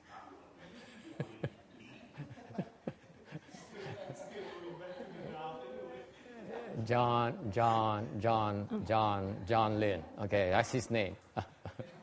There is no such a thing as a good and kind teacher. Good knowing, yes, but not kind. The more cruel the teachers, the better the teacher. I had to introduce you to one of my professors at school. He was just plain cruel. Yeah. There was no compassion in him at all. Yeah. That's different.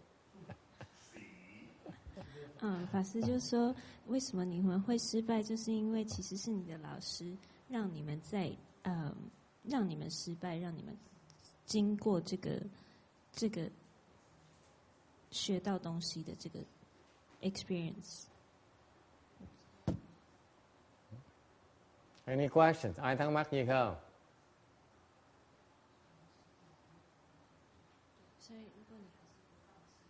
Yes, still have a question.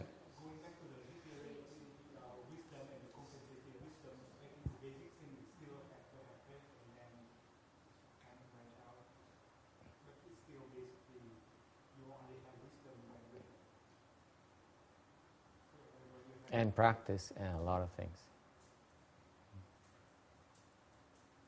Yes, Danny.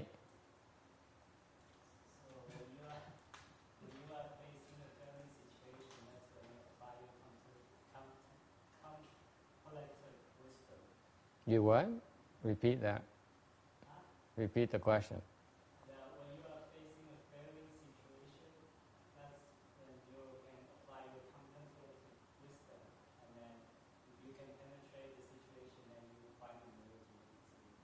Then you find what? You find ways to live to break through that very situation. That's one use of it. Assuming you have contemplative wisdom.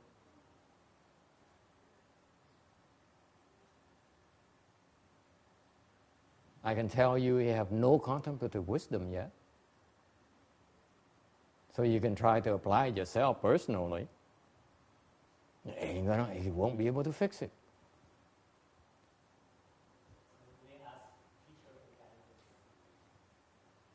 Because you don't have that wisdom yet.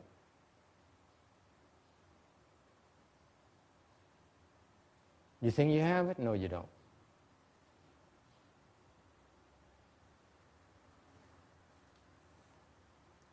Hỏi là phải dùng cái tư huệ, gặp cái vấn đề khó khăn dùng cái tư huệ để mà quán chiếu nó, để mà giải quyết nó. Tôi nói nếu như quý vị có cái tư huệ mà quán chiếu được thì có quyền dùng nó. Trường hợp không có thì ráng mà chịu. Rồi hỏi ngược lại, ông nghĩ ông có tư huệ chưa? Tôi nói thẳng với ông là ông chưa có tư huệ nữa, sao mà ông quán chiếu nổi?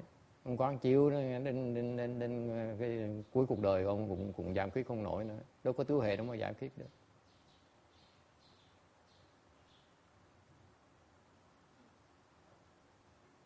Any other questions? Yeah, bác Tân Hương.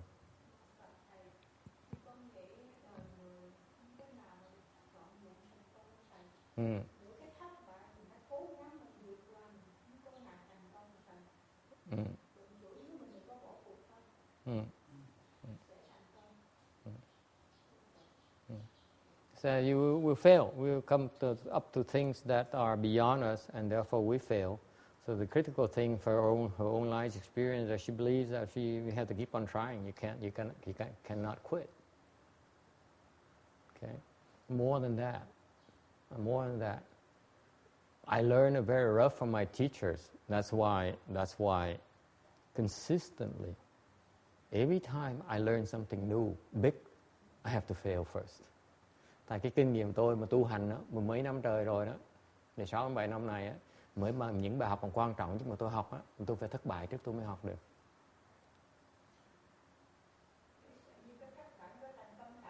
Thất bại mới thành công. You have to fail first. Trust me, folks. You have to fail first in order for you to grasp the important lessons. Quý vị phải thất bại mới thành công được. It cannot be pleasant. If cultivation is so pleasant, you're not learning anything. Quý vị tu mà thấy thoải mái đó, ok, là tu chơi. Còn quý vị mà thực sự muốn thành công đó, if you really want to make progress, you have to attend my chan chi and my fo chi. That's when you know what suffering is like. Quý vị tới thì cuối tuần chơi thì không sao hết đó. You come to the temple on the weekend, we are pleasant and we joke around, so on. That's fine, nothing wrong with that. Now Jasmine here, I can talk a deeper Dharma. Như cô Jasmine tới rồi cô khuyên nói nó giảng cái thâm sâu rồi. The breakthroughs are accomplished by hard work, by the grunt work, by grueling work. Những cái mà tiến bộ lớn lao đó, nó xảy ra, quý vị phải trả cái giá bằng sự khổ sở, bằng cái sự cực nhọc. Một cách nào khác hết. It's no other way that I know of. That's my limitation. That's cái pháp tôi nó kẹt cho đó.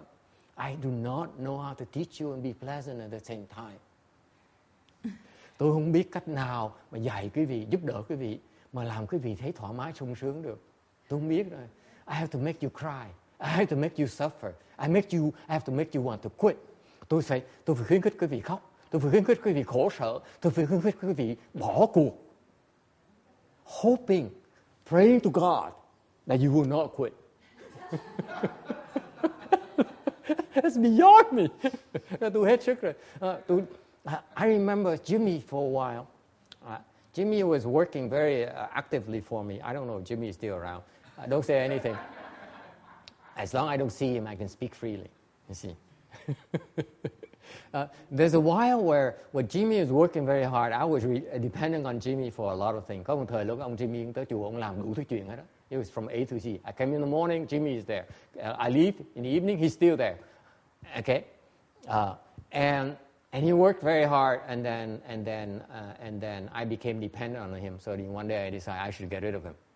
Ngày kia khi mà tôi khám phá, tôi lệ thuộc vào ông Jimmy một cái, tôi quyết định tôi đuổi ông đi. So I cannot depend on him. I can depend on my teacher, but I certainly cannot depend on Jimmy. So I decided to chase him away. So I chased him away. Thành tôi làm ông bỏ đi. He quit on me. Jimmy is like that. You like him, he stays around. You don't like him, poof, goodbye. So he quit.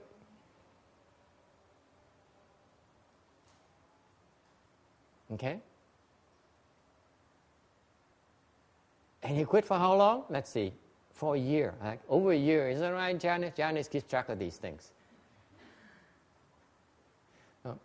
Tức là tôi khuyến khích ông bỏ đi và khuyến khích ông ở xa cái chùa này hơn 1 năm trời. Alright, so I encourage him to leave, and I encourage him to stay away from the temple for a year. Nice guy. And guess what happens? He's miserable being away from the temple. Before, he goes home, his wife goes home, he makes her miserable. Now,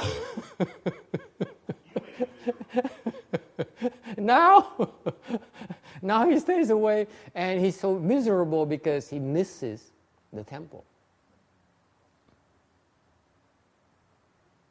Okay? So, sometimes some of the lessons you have to learn through the pain. Có những bài học quý vị phải học bằng trả cái giá bằng cái sự đau khổ.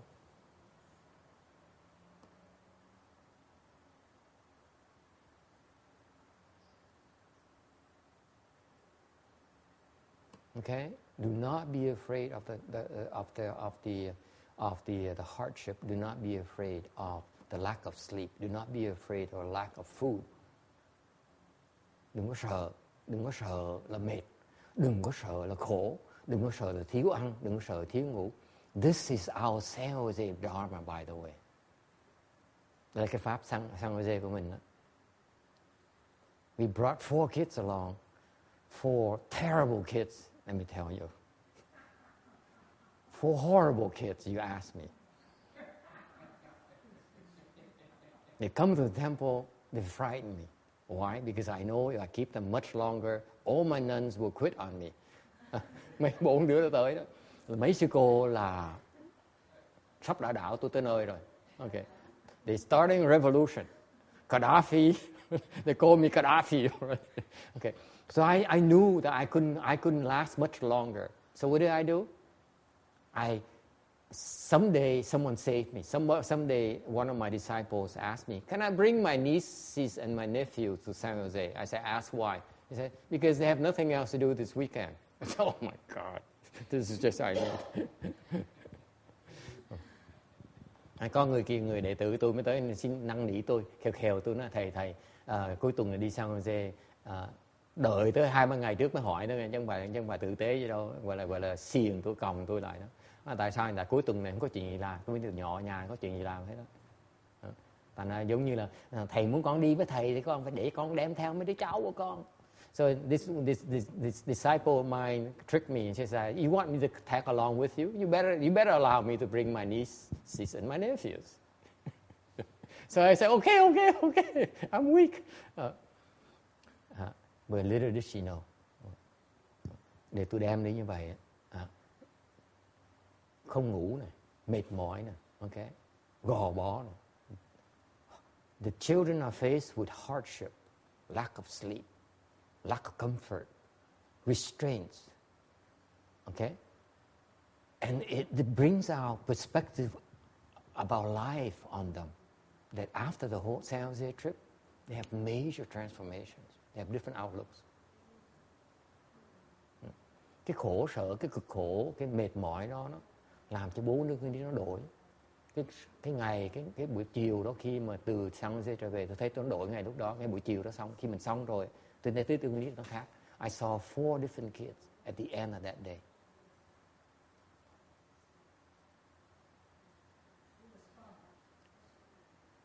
Kids, I can teach them for one day. That's all I can do. Mình chỉ dụ nó được 1 ngày thôi. Okay? But adults, You need to come to my chanchi and the fochi. Người lớn quý vị á, là phải tới ở với tôi cả tuần á mới thấm được cái mùi khổ là cái gì. That's the only way for you to experience my pain and suffering.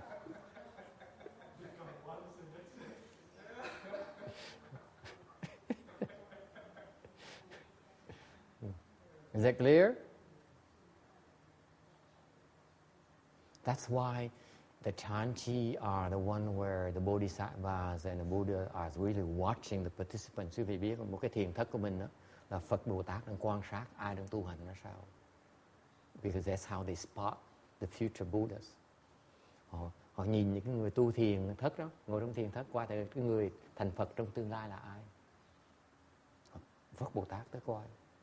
I assure you that the Buddhas and the Bodhisattvas are keeping an eye on you in those chanchis, including those who don't dare go near the chanchi. Thành Phật Bồ Tát đó, là trông dòm những cái người tới tham gia cái thiền thất, cái Phật thất, và cũng giống như để ý những người nào không dám tới nữa.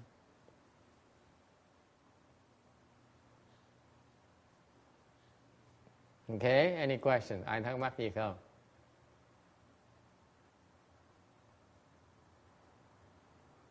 Yes.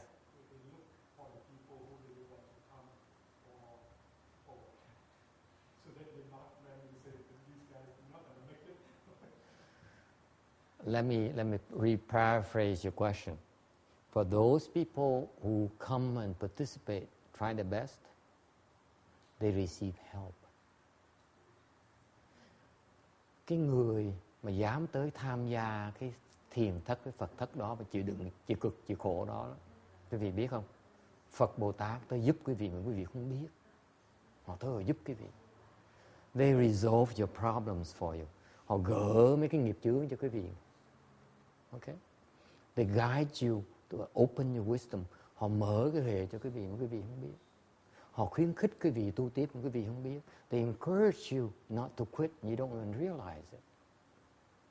You receive incredible help. Mấy người mà tới tu Phật thất với thiền thất đó được giúp đỡ nhiều không thể tưởng được. It's a very special event, trust me. Now I tell you that because I'm running out of things to tell you about. New things to tell you about. Tôi phải nói mấy cái bí mật tại càng ngày càng nói càng nhiều. Một tuần mà nói 7 tiếng đồng hồ mà bao nhiêu bí mật mà nói hết, không nói hết, xài hết trơn rồi. See, as I said this morning, every weekend I come here, I speak Dharma for 7 hours. I'm running out of secrets. So I need to reach deeper into my bags of tricks. I'm telling you, these chanchis and fochis are extremely special events. Very rare events. Những cái Phật thất, thiền thất nó quý không tưởng tượng, quý vị không tưởng tượng được.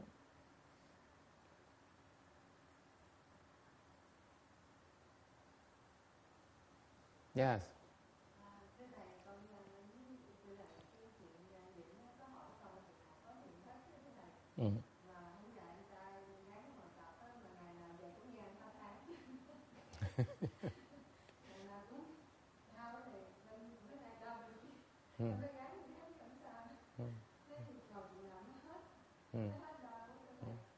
Cái đau đó là nó chữa bệnh đó. Cái đau là tại mình đang bình chỗ đó đó. Nó đang gỡ cái bình ở đó đó. Tại vì sau này bị tê thấp nữa đó. Cái chân nó thì bị tê thấp, những cái chỗ đau đó, chân sẽ bị tê thấp, phong thấp đó. Okay. Thành ra lúc mình ngồi thiền như vậy, nó đang gỡ mấy cái bệnh đó. Mà thuốc gỡ không được, có ngồi thiền mới gỡ được thôi. Cái thiền mình dễ sợ lắm. Mình ngồi mình chỉ đau như vậy đó, mình đang tự chữa bệnh đấy.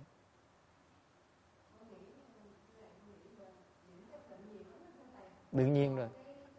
Ăn tầm bậy tầm bạ với hút thuốc này nọ sao mà không bình được.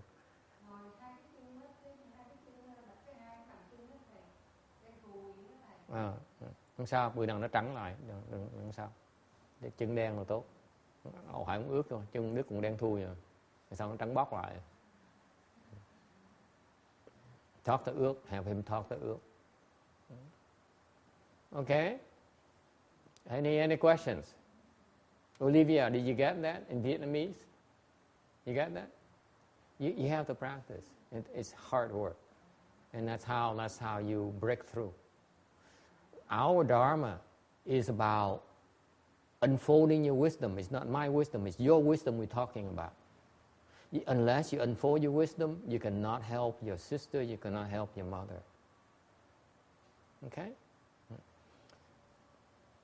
Dạng với cô này mới tới đó, cô nói là cái pháp mình tu là pháp mình tu luyện chứ không phải tu, mình luyện nữa. Mình luyện để mình mở cái huệ của mình, mở cái huệ mình mới có thể có cái sự sáng suốt để mình giúp cho người thân của mình. Yes.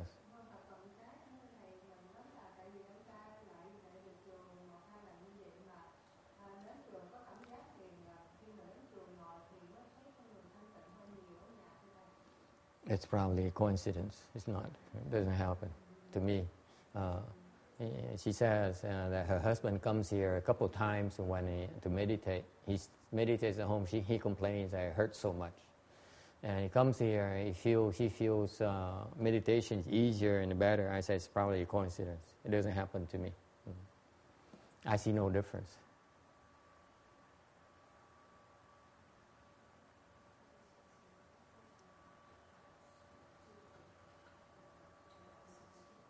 Any other questions? Ai thắc mắc gì khác không?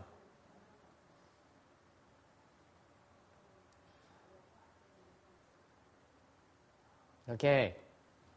Where were we? I forgot. We go off on tangents. So many tangents. It's kind of hard to remember where to get back to.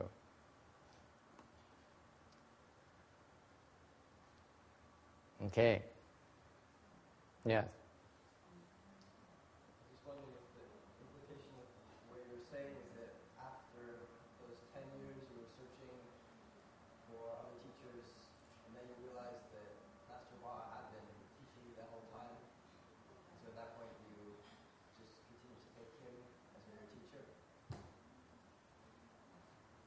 I lucked out in that I always look at him as my teacher. My mistake was that I blame him for leaving me.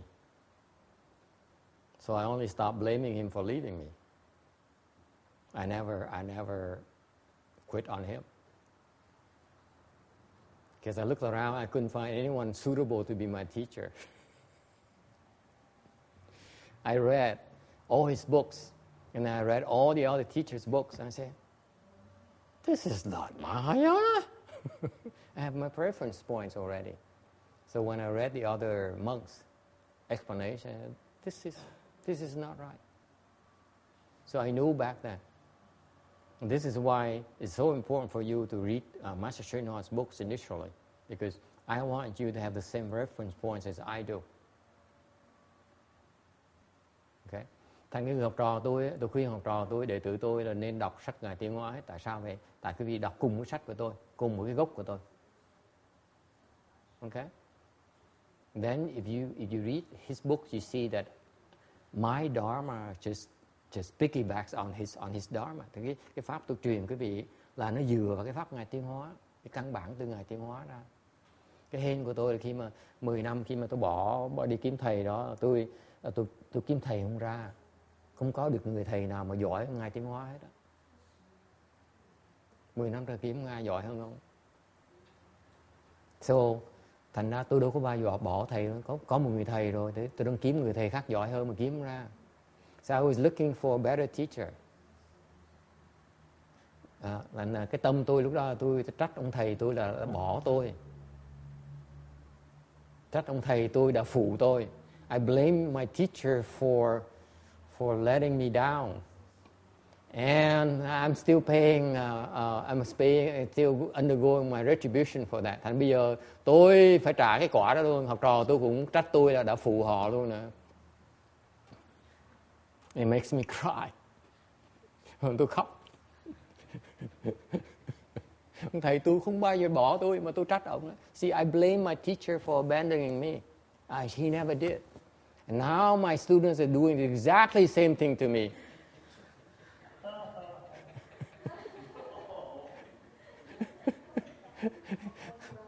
Nó buồn dễ sợ nó cái gì đó. Khóc mà mình nói mà ứa nước mắt luôn á. Tại vì mình đâu có bỏ học trò, học trò mình cứ nói là thầy phụ con.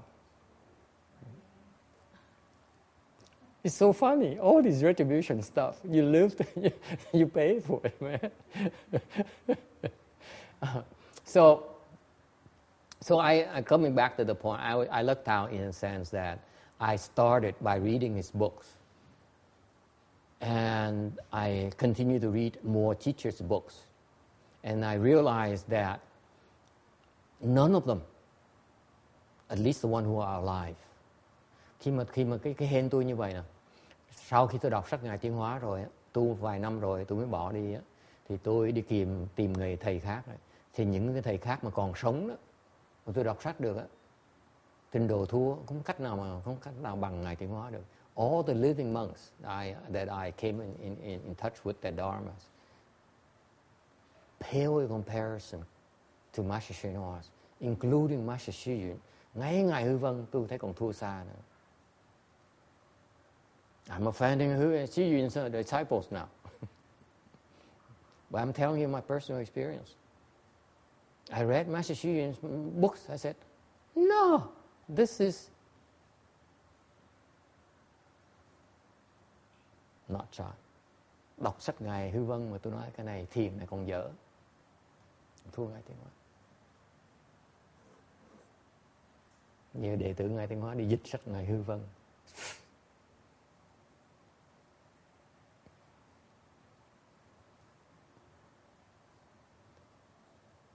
Hồi đó tôi đã coi, hồi đó mà lúc mà tôi đang tầng sư, tôi đã đọc sách Ngài Hư Vân, tôi nói sách thiền dở. Back then I didn't like Master Hsu Yun's books. Now I like it better. Now I understand Chan a little bit more, so I appreciate it more. Bây giờ tôi hiểu hơn tí, hồi trước tôi dốt. Okay? I'm wishy-washy. My disciples will tell you that. I change my mind constantly every week. Mỗi tuần tôi cứ đổi ý hoài. But it doesn't stop there. This is what's fascinating to me. Okay, cái chuyện mà if you think that all my Master Hsuan Hoa taught me is look for good no advisor and he says I'm your teacher, then the lesson is not complete. Nếu ông thầy tôi với dạy tôi mày con phải lo đi kiếm thiện tri thức ấy. Xong nói là tao là thiện tri thức của mày đấy, thì bài học đâu nó chưa tròn. And later on I found out that because he asked me during those 10 years, tại vì sau này tôi mới khám phá là cái lý do ông bắt tôi đi kiếm thầy là tại. Then finally I understood why he put me through 10 years of searching for good no advisors. Bác bắt tôi đi kiếm thầy 10 năm trời. 10 năm. Counted 10 years. He forced me to look for a teacher for 10 years. Để làm cái gì? What for? For two reasons. Hai cái lý do. Hai bài học đại quan trọng. Two huge lessons. Lesson number one, I cannot tell you. Lý do thứ nhất, tôi không thể dạy quý vị được. I can tell you about number two. I have my secrets. Okay? Remember, there's lots of secret levels, many levels of secrets. I cannot tell you all at once. Phải cho tôi dạy quý vị từ từ á. Dạy nhiều quá không được. Một ngày this morning I gave them 2 secrets already. I just invented yesterday. I was pretty proud of that, just for $5. Ngày hôm qua vì có 5 đồng mà tôi phải chế 2 cái pháp mới đó. Bởi cái đời sống ăn mày như vậy ở tràng khổ dễ sợ lắm, cái điển hiệu cái khổ tâm mình. Người ta cho mình có 5 đồng mình sợ. You don't know how pitiful my life is. People give me $5, it scares the heck out of me. I better make sure I earn those $5. It's not totally unglamorous. The life of a beggar, cái cuộc sống ăn mày như vậy, quý vị biết không? Là cho mình nó rồi mình sợ, mình khiếp. First lesson I cannot tell you yet. Number 2 lesson I will tell you. Cái bài học đầu tiên tôi nói cái vị không được, cái bài học thứ nhì tôi nói cái vị được. The second major lesson is this. Because I was looking for a teacher for 10 years. Tôi 10 năm rồi tôi đi kiếm thầy. I could not find a living teacher. Tôi kiếm người thầy sống, kiếm không ra. So I had to find dead teachers. Tôi phải kiếm người thầy chết. See? She appreciates the humor. in the lesson. Thấy cái bài học nó ly kỳ dễ sợ không? Thầy chết, thầy sống không cho thấy, mà thầy chết cho thấy. So he only revealed who the dead teachers are, not the living teachers. Thầy tôi tại vậy tôi dễ sợ lắm. This is how my teacher taught me. He says, I will reveal to you who the dead teachers are. Ông cho tôi biết người thầy chết là người nào. So I learned from those dead teachers. Tôi học mấy người thầy chết. What for? What for, Janice? Why do I need to go and learn from the dead teachers?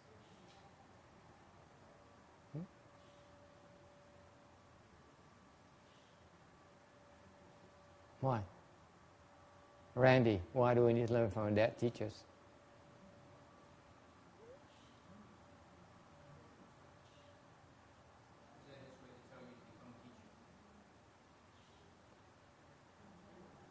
Yes, it's not a direct reason, but good thinking. I like your email answer, by the way. That's what I suspected, that you were able to do that. So keep it up. If the things you cannot answer, you should consult with me first. Okay. But you understand the Dharma. That's very good. We have a Q&A team, and you should translate all the Q&As from Vietnamese to English and talk it over, discuss with among yourself, and agree on the answer, then publish it. Okay? That's how you answer the Q&A. And you cannot agree on it, you ask me. You're offloading my burden a little bit by discussing it and see how you will address how it would resolve the problem. But it's not an individual thing, it's a team thing. Okay? You learn to work together and exchange ideas. This is how Master Sri Lanka trains his people, by the way. Never mind. Why do I need to learn from that teacher? Tại sao tôi phải học từ thầy chết?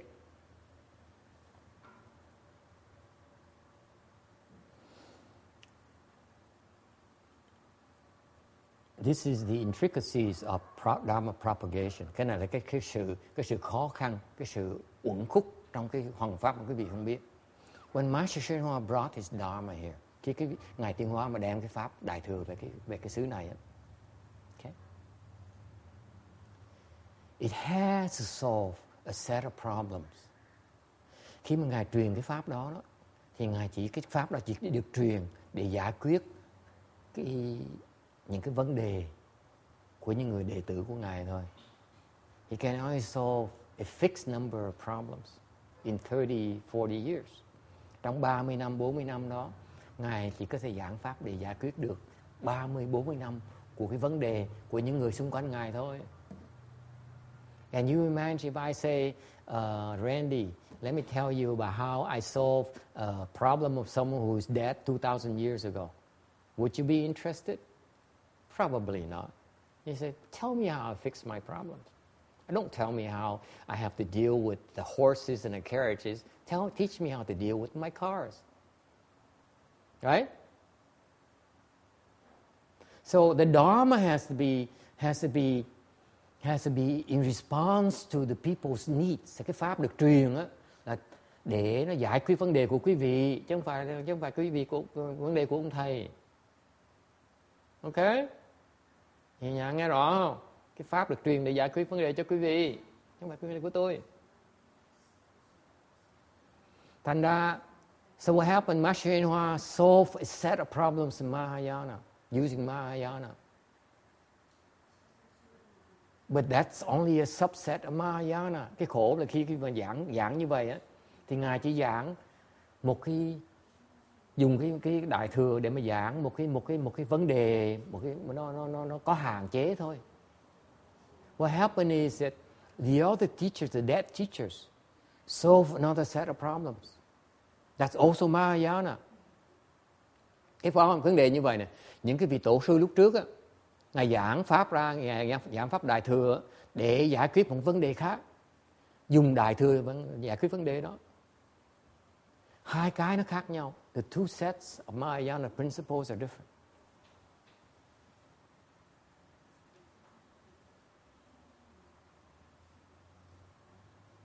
If you say I learn Mahayana by learning from Master Shenhua's Dharma alone, then you're learning only a subset of Mahayana. Nếu quý vị nói là tôi học cái pháp của Ngài Tiến Hóa là cái pháp của Đại Thừa, thì quý vị mới học một cái khía cạnh của Đại Thừa thôi. Nó chưa đủ. You need to broaden your horizons and learn the rest of it. Because Master Shenhua himself said, what did he say, Randy? Do you remember? That's right. See, Master Shenhua is incredibly subtle. Ngài Tiến Hóa, Ngài dễ sợ lắm. Tại tôi hỏi đệ tử Ngài Tiến Hóa, nghiên cứu ông là 30 năm đó. Hay là Ngài Tiến Hóa, Ngài nói gì? Ngài nói, cái Đại Thừa hả? Tôi hiểu một nửa thôi. Có nghĩa là sao? Cái nửa kia tôi hoặc là không hiểu, hoặc là chưa giảng. What does it mean? It means that the other half, either he doesn't understand it, or he doesn't have the time to explain it yet. Right?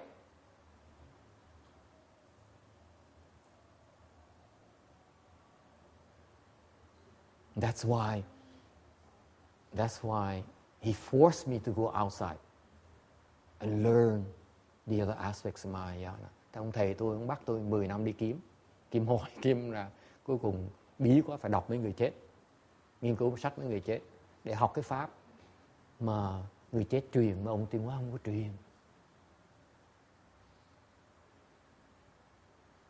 So he forced me to learn from the dead patriarchs so that I try to understand Mahayana that Master Shenhua does not have the time or the chance to explain.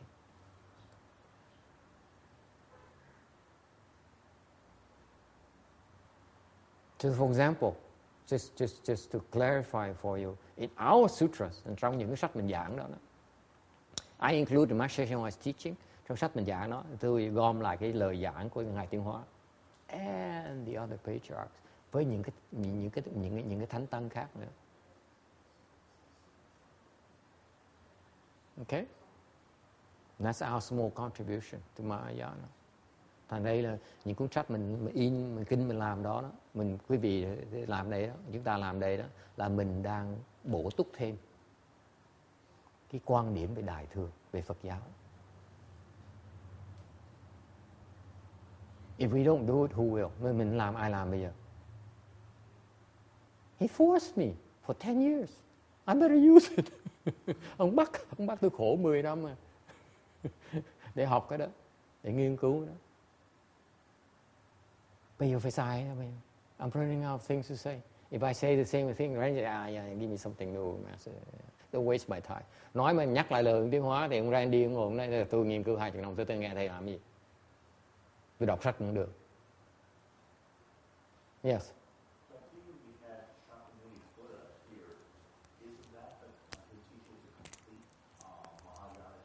Yes, it's complete. So studying his and learning from him. How do you study his, John?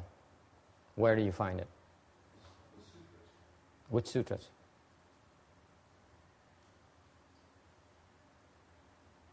Here's the problem. Shakyamuni Buddha explains the Dharma. He only preaches. He doesn't explain what it means. What for? Why? Because then it gives people like Master Shenhua some work to do. He's a patriarch. That's what patriarchs are supposed to do. They say, this is what the Buddha means. That's why patriarchs are very important. They need to explain to us what the Buddha really means. And then the patriarch said, that's a principle. In order for you to understand the principle, this is how you do it. Là cái người tổ sư, vai trò người tổ sư rất là quan trọng. Người tổ sư á, nghe lời Phật Thích Ca Mâu Ni giảng kinh, giảng pháp, thì người tổ sư mới nói ý Phật là như vậy nè. Nghe chưa? Tại mình nghe Phật, lời Phật giảng mình không hiểu được. When we listen to the Buddha's sermon directly, we cannot understand it. We just don't have it. The patriarchs understand it. Người tổ sư hiểu được. Thành người tổ sư mới nói, tôi hiểu cái này. He says, I understand this is what he means. Pay attention now, Thomas. This is why patriarchs are so important. This is why the Chinese wisdom is so much superior. because it's a patriarch system.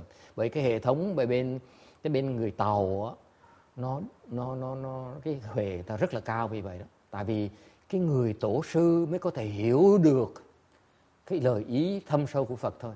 Only patriarchs get to understand it. I'm not going to tell you why, how. Okay, it's none of your business. But they get to understand it. Khi mà người tổ sư hiểu cái pháp đó rồi thì ngài mới nói là tao hiểu. Nhưng mà tụi bay không có hiểu. He says, I understand, but ước doesn't understand. So he says, for him to understand it, this is what he should do. Thành ra ông tổ sư mới nói cái ông ước này muốn hiểu cái ý mà tôi hiểu đó thì tôi phải chỉ ông làm. Thì phương pháp mà hiểu cái đó là như vậy nè. Thế cái người tổ sư truyền cái pháp môn. This is what the patriarchs do. They transmit a methodology for us to do, to understand the principle. Thế người tổ sư truyền cái pháp chúng ta, biểu chúng ta làm cái này, đi cách này, ngồi cách đó, thì mình sẽ hiểu được cái ý của Phật. Okay? And that wraps up this slide here today. Okay? That's why I said, all you have to do, and that's what this is, what gets Roberta round up earlier. He says, if you want to understand what contemplative wisdom, all you have to do is you find the Buddha's name single-mindedly, you develop it. That's the patriarch's Dharma door. Thành ra, ngày hôm nay, mình nói về cái bài, cái tấm ngày hôm nay đó là quý vị muốn phát triển cái tư huệ, thì quý vị chỉ cần niệm Phật, nhất tâm bất loạn, sẽ có cái huệ đó. Đó là cái pháp môn ngài tổ sư ta truyền cho chúng ta. This is what the patriarchs teach you. Yes. How do you define patriarch? Just that I define it. You don't have to define it. None of your business. are there multiple patriarchs or only one line? Many patriarchs. They actually recognize each other. The patriarchs are certified by each other. The people who claim themselves to be patriarchs are not patriarchs. They're the lineage. And they're truly accomplished cultivators. The Dharma they explain is not the same as you heard before. Cái pháp mà người tổ sư, why are they called patriarchs? Because they explain the Dharma in a way that has not been explained before. Cái người mà tổ sư là cái người dạy cái pháp, truyền cái pháp mà trước giờ quý vị chưa nghe, mới gọi là người tổ sư.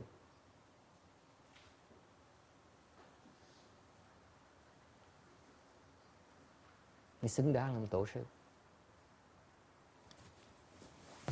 Okay, any other questions? Yes. Also, in one lecture I was listening to from like, I don't know, a week or two ago, it sounded like there was a progression that every cultivator went through, or like everybody first went through the stage of being a patriarch before they became a bodhisattva and then became a Buddha. Did I understand that correctly? No such a thing. It's a stupid question. I'm not going to translate it. Actually, it's not. Ông này hỏi là nghe bài giảng kinh nói trước nói là người phải thành tổ sư rồi mới thành Bồ Đề Tát rồi mới thành Phật được. Tôi nói không có đâu. Không có cái pháp nào mà nó cứng cắn như vậy, cứng cáp như vậy đâu. There's no such a rigid dharma. Anything else? Có ai có thắc mắc gì khác không?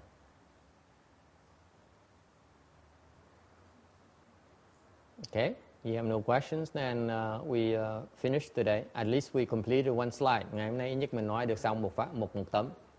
Next week we start on a new slide. Ngày tuần sau mình in 2 weeks time we start on a new slide. 2 tuần sau nữa mình sẽ bắt đầu một cái tấm mới. Okay? Yes. There's no class next week, but you are welcome to come and translate.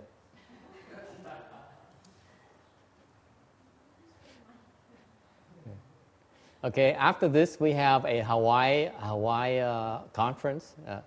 Sau này mình sẽ có họp về chương trình Hawaii. Okay, here in the Buddha Hall, right? Hey Jasmine, Janice, is it here in the Buddha Hall or somewhere else? Họp ở đây. Yeah. They quit on me and then they show up. I'm confused like hell. Họ bỏ cuộc rồi xong bây giờ họ ngày hôm nay có mặt hết.